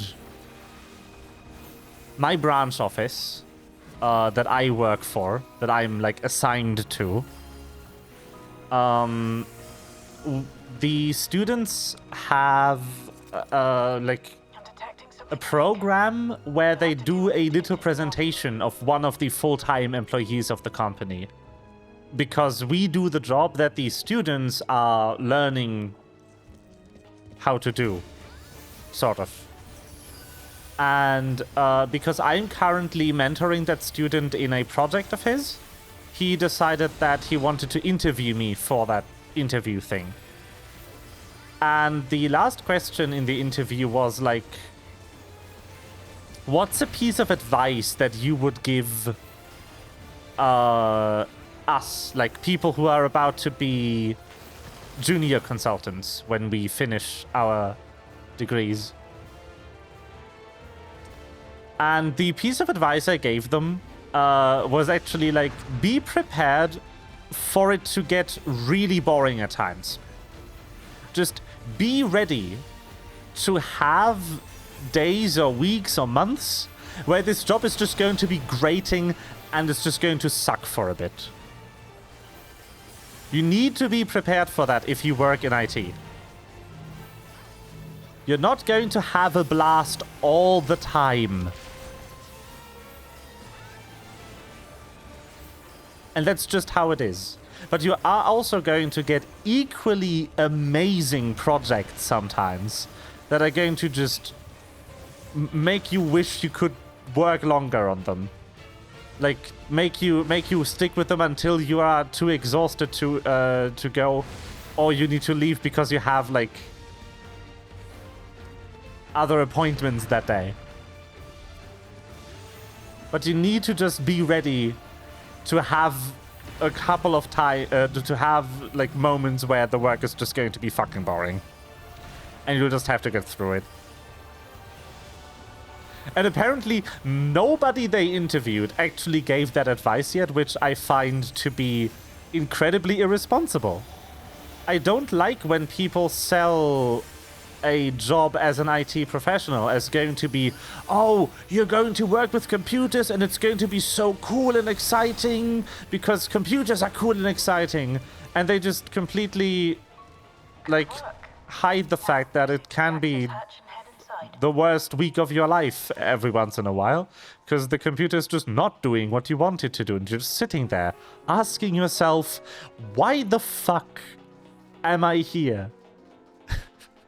It just is that. There's actually something I would also give people who are looking at like studying computer science, who like want to pick a major for what to do with their life when they go to university.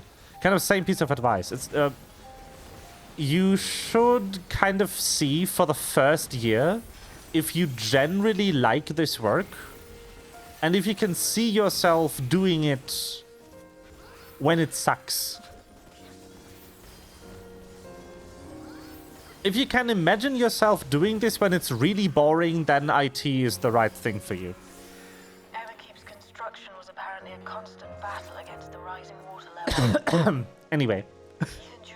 It's kind of the advice that I gave him. I have no idea how he wrote that down, but you know? And yes, that is incredibly cute. It's upsetting to think that Preservation's terminal is in this place. Hold on. Someone's got communications. Step alert.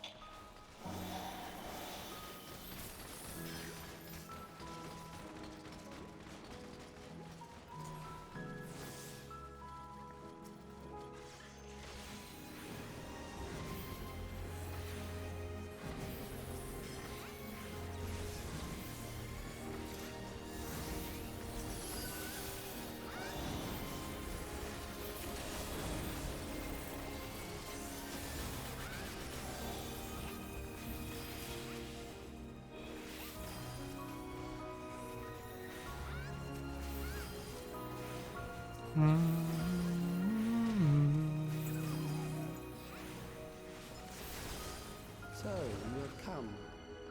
Let us measure Yeah. your strength. But yeah. Oh, also, obviously, that advice is coming from experience, because some weeks at my job, I'm learning so much stuff. I'm able to pick up so many new skills. It's really exciting. And then other weeks, you're just kind of sitting there for 6 hours filling out some procedure form, because that's just what the guideline says you have to do. And you've, like, no way around it. That's just your life for the next 6 hours, is filling out a form. Amazing. That's just part of it. Balances out, in my opinion.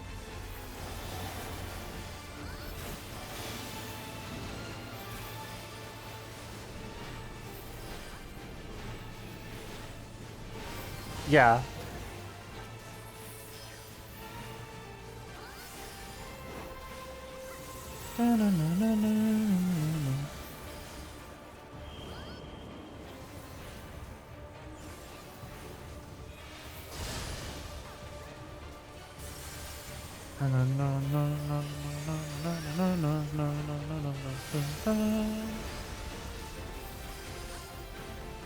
I never got into the really exciting stuff. That's so sad.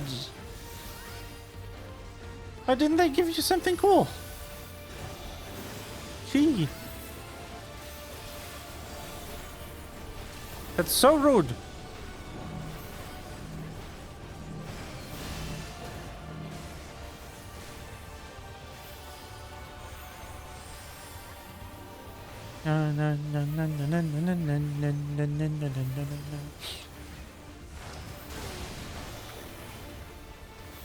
Still,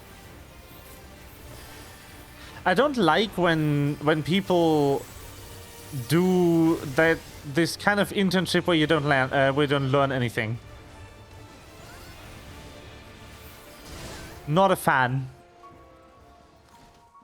It's like, That was hardly a challenge, I see. yeah.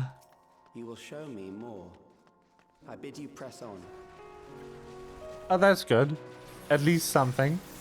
But it's like, if you have an intern that's not just like a student intern who you can't ask to do shit, but that's actually going to go into this line of work later, it always frustrates me so much when people just don't give you a proper task.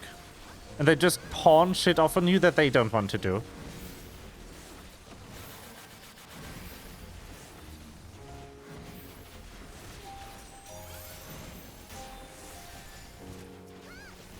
Because you don't have someone there who is like...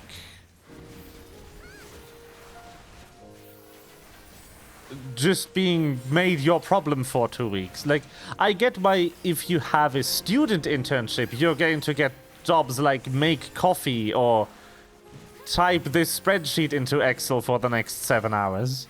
Because, like, what are you going to do with a 7th grader? Like, what is their skill set other than being in 7th grade and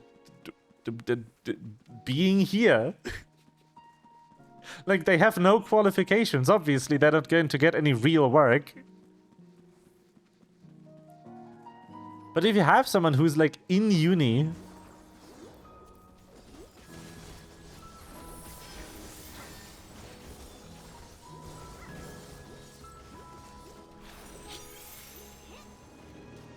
figure out what they're into and give them a task there. Unless you just really can't.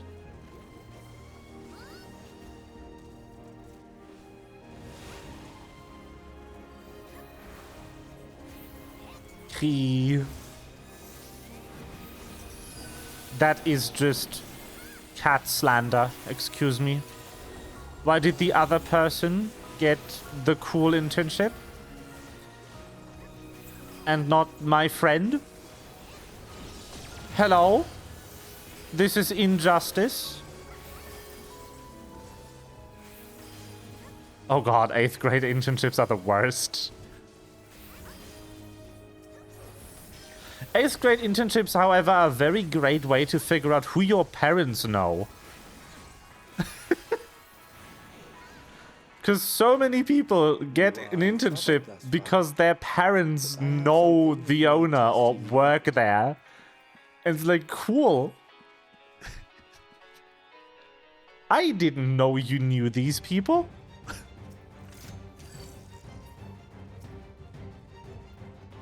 This machine has long guarded these crumbling halls.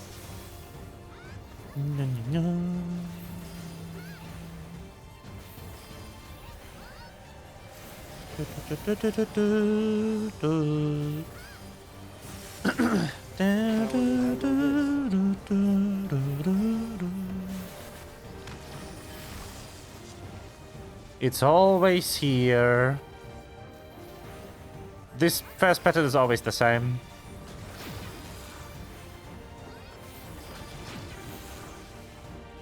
Oh, Pog. Let us introduce more weaponry. Yes, obviously. I would not let a piece of code a student wrote touch a production server without doing a full review first. Because I am encouraging, not insane.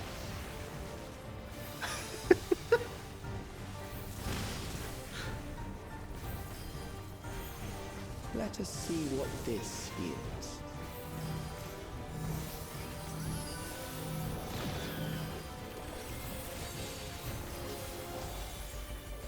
Perhaps a new approach to assess your adaptability.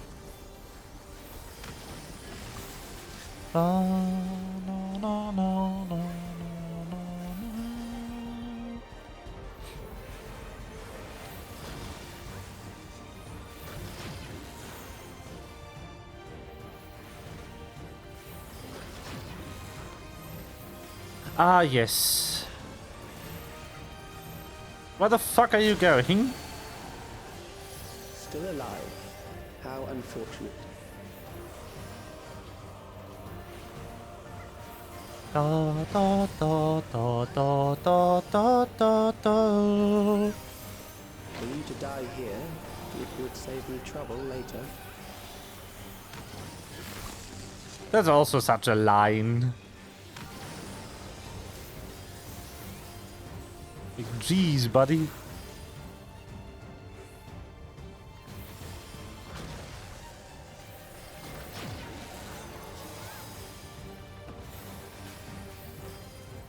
If you were to die here, it would save you trouble later.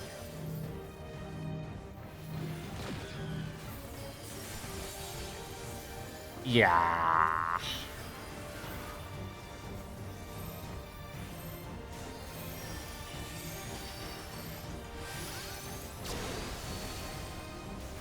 I'm beginning to understand how you were able to defeat Queen Eternal.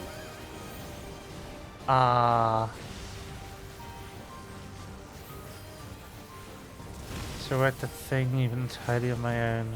Task and I've been really repetitive and like just over 3 months. Yeah, I get it. I get it. Yes. Oh.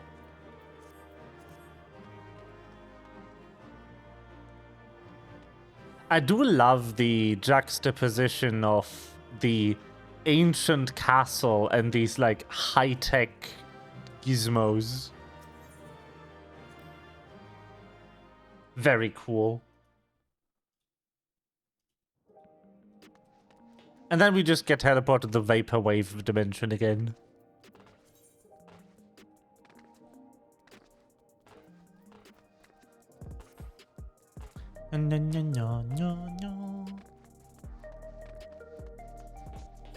Sneak. Sneaks and sneaks and sneaks and sneak sneak. The beautiful lyrics of Sneak.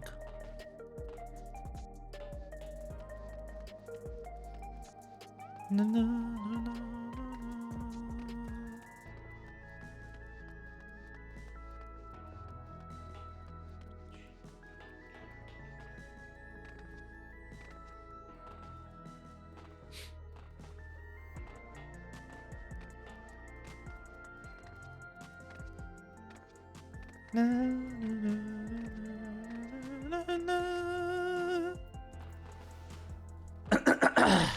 Oh boy. I just got sent a message and it was like like a post from social media that was like, the most embarrassing work-related thing I've witnessed is someone who forgot to stop sharing their screen on a call and was reading through the offer letter they just received from another company. I don't know if that's embarrassing or if that's just the biggest power move of all time. Just like, hey boss, look at this.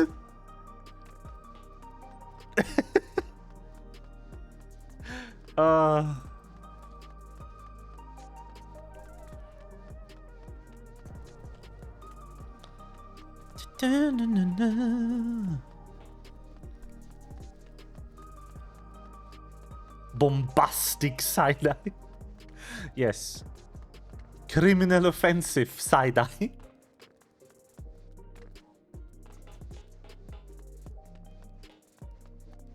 Bombastic side-eye.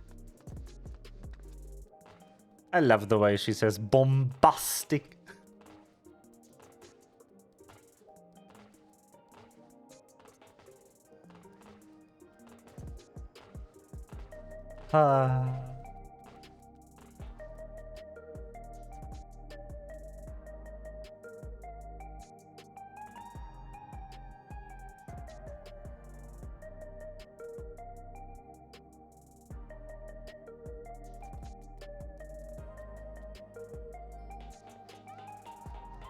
Mm-hmm.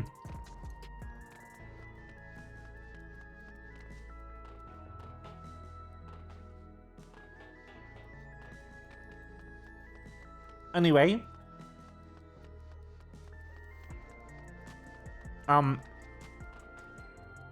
as I've alluded to, I have a lot of shit to do today, and I have a lot of shit to do tomorrow. So I will leave this as a shortest stream. And then hopefully, I will greet you back tomorrow for more stream, and once again with my own internet. I am so stressed out. Yes, PPL stream. Sninkend stream. Yes. I'm very sorry for leaving you with only 2.5 hours of Snake. I will make up for it though. That actually does feel bad though. I wanted to give you more Snink.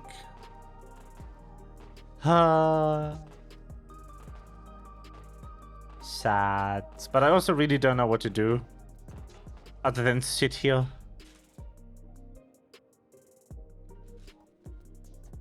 And talk.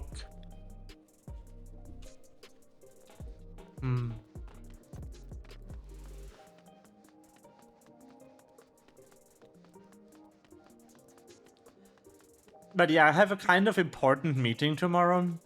And for once,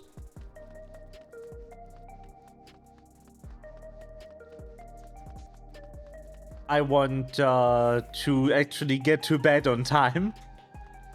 Which I can't do if I stream any past 10. There's just no way. Meeting is at 10 tomorrow, and I need to like get ready for it. So I need to wake up at like 8 something.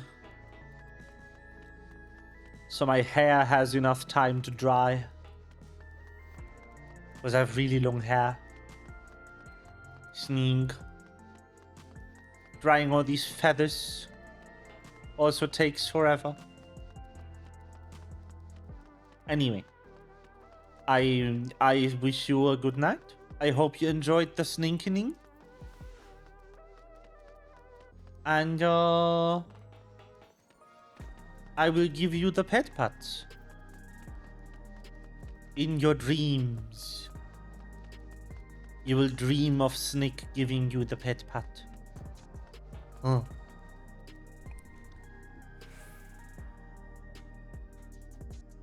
But good night, everyone.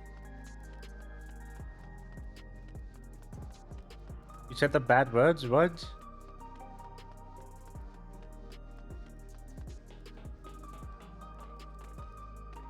Alright, if you like flunking important meetings because you're too tired, sure. Go off, fam.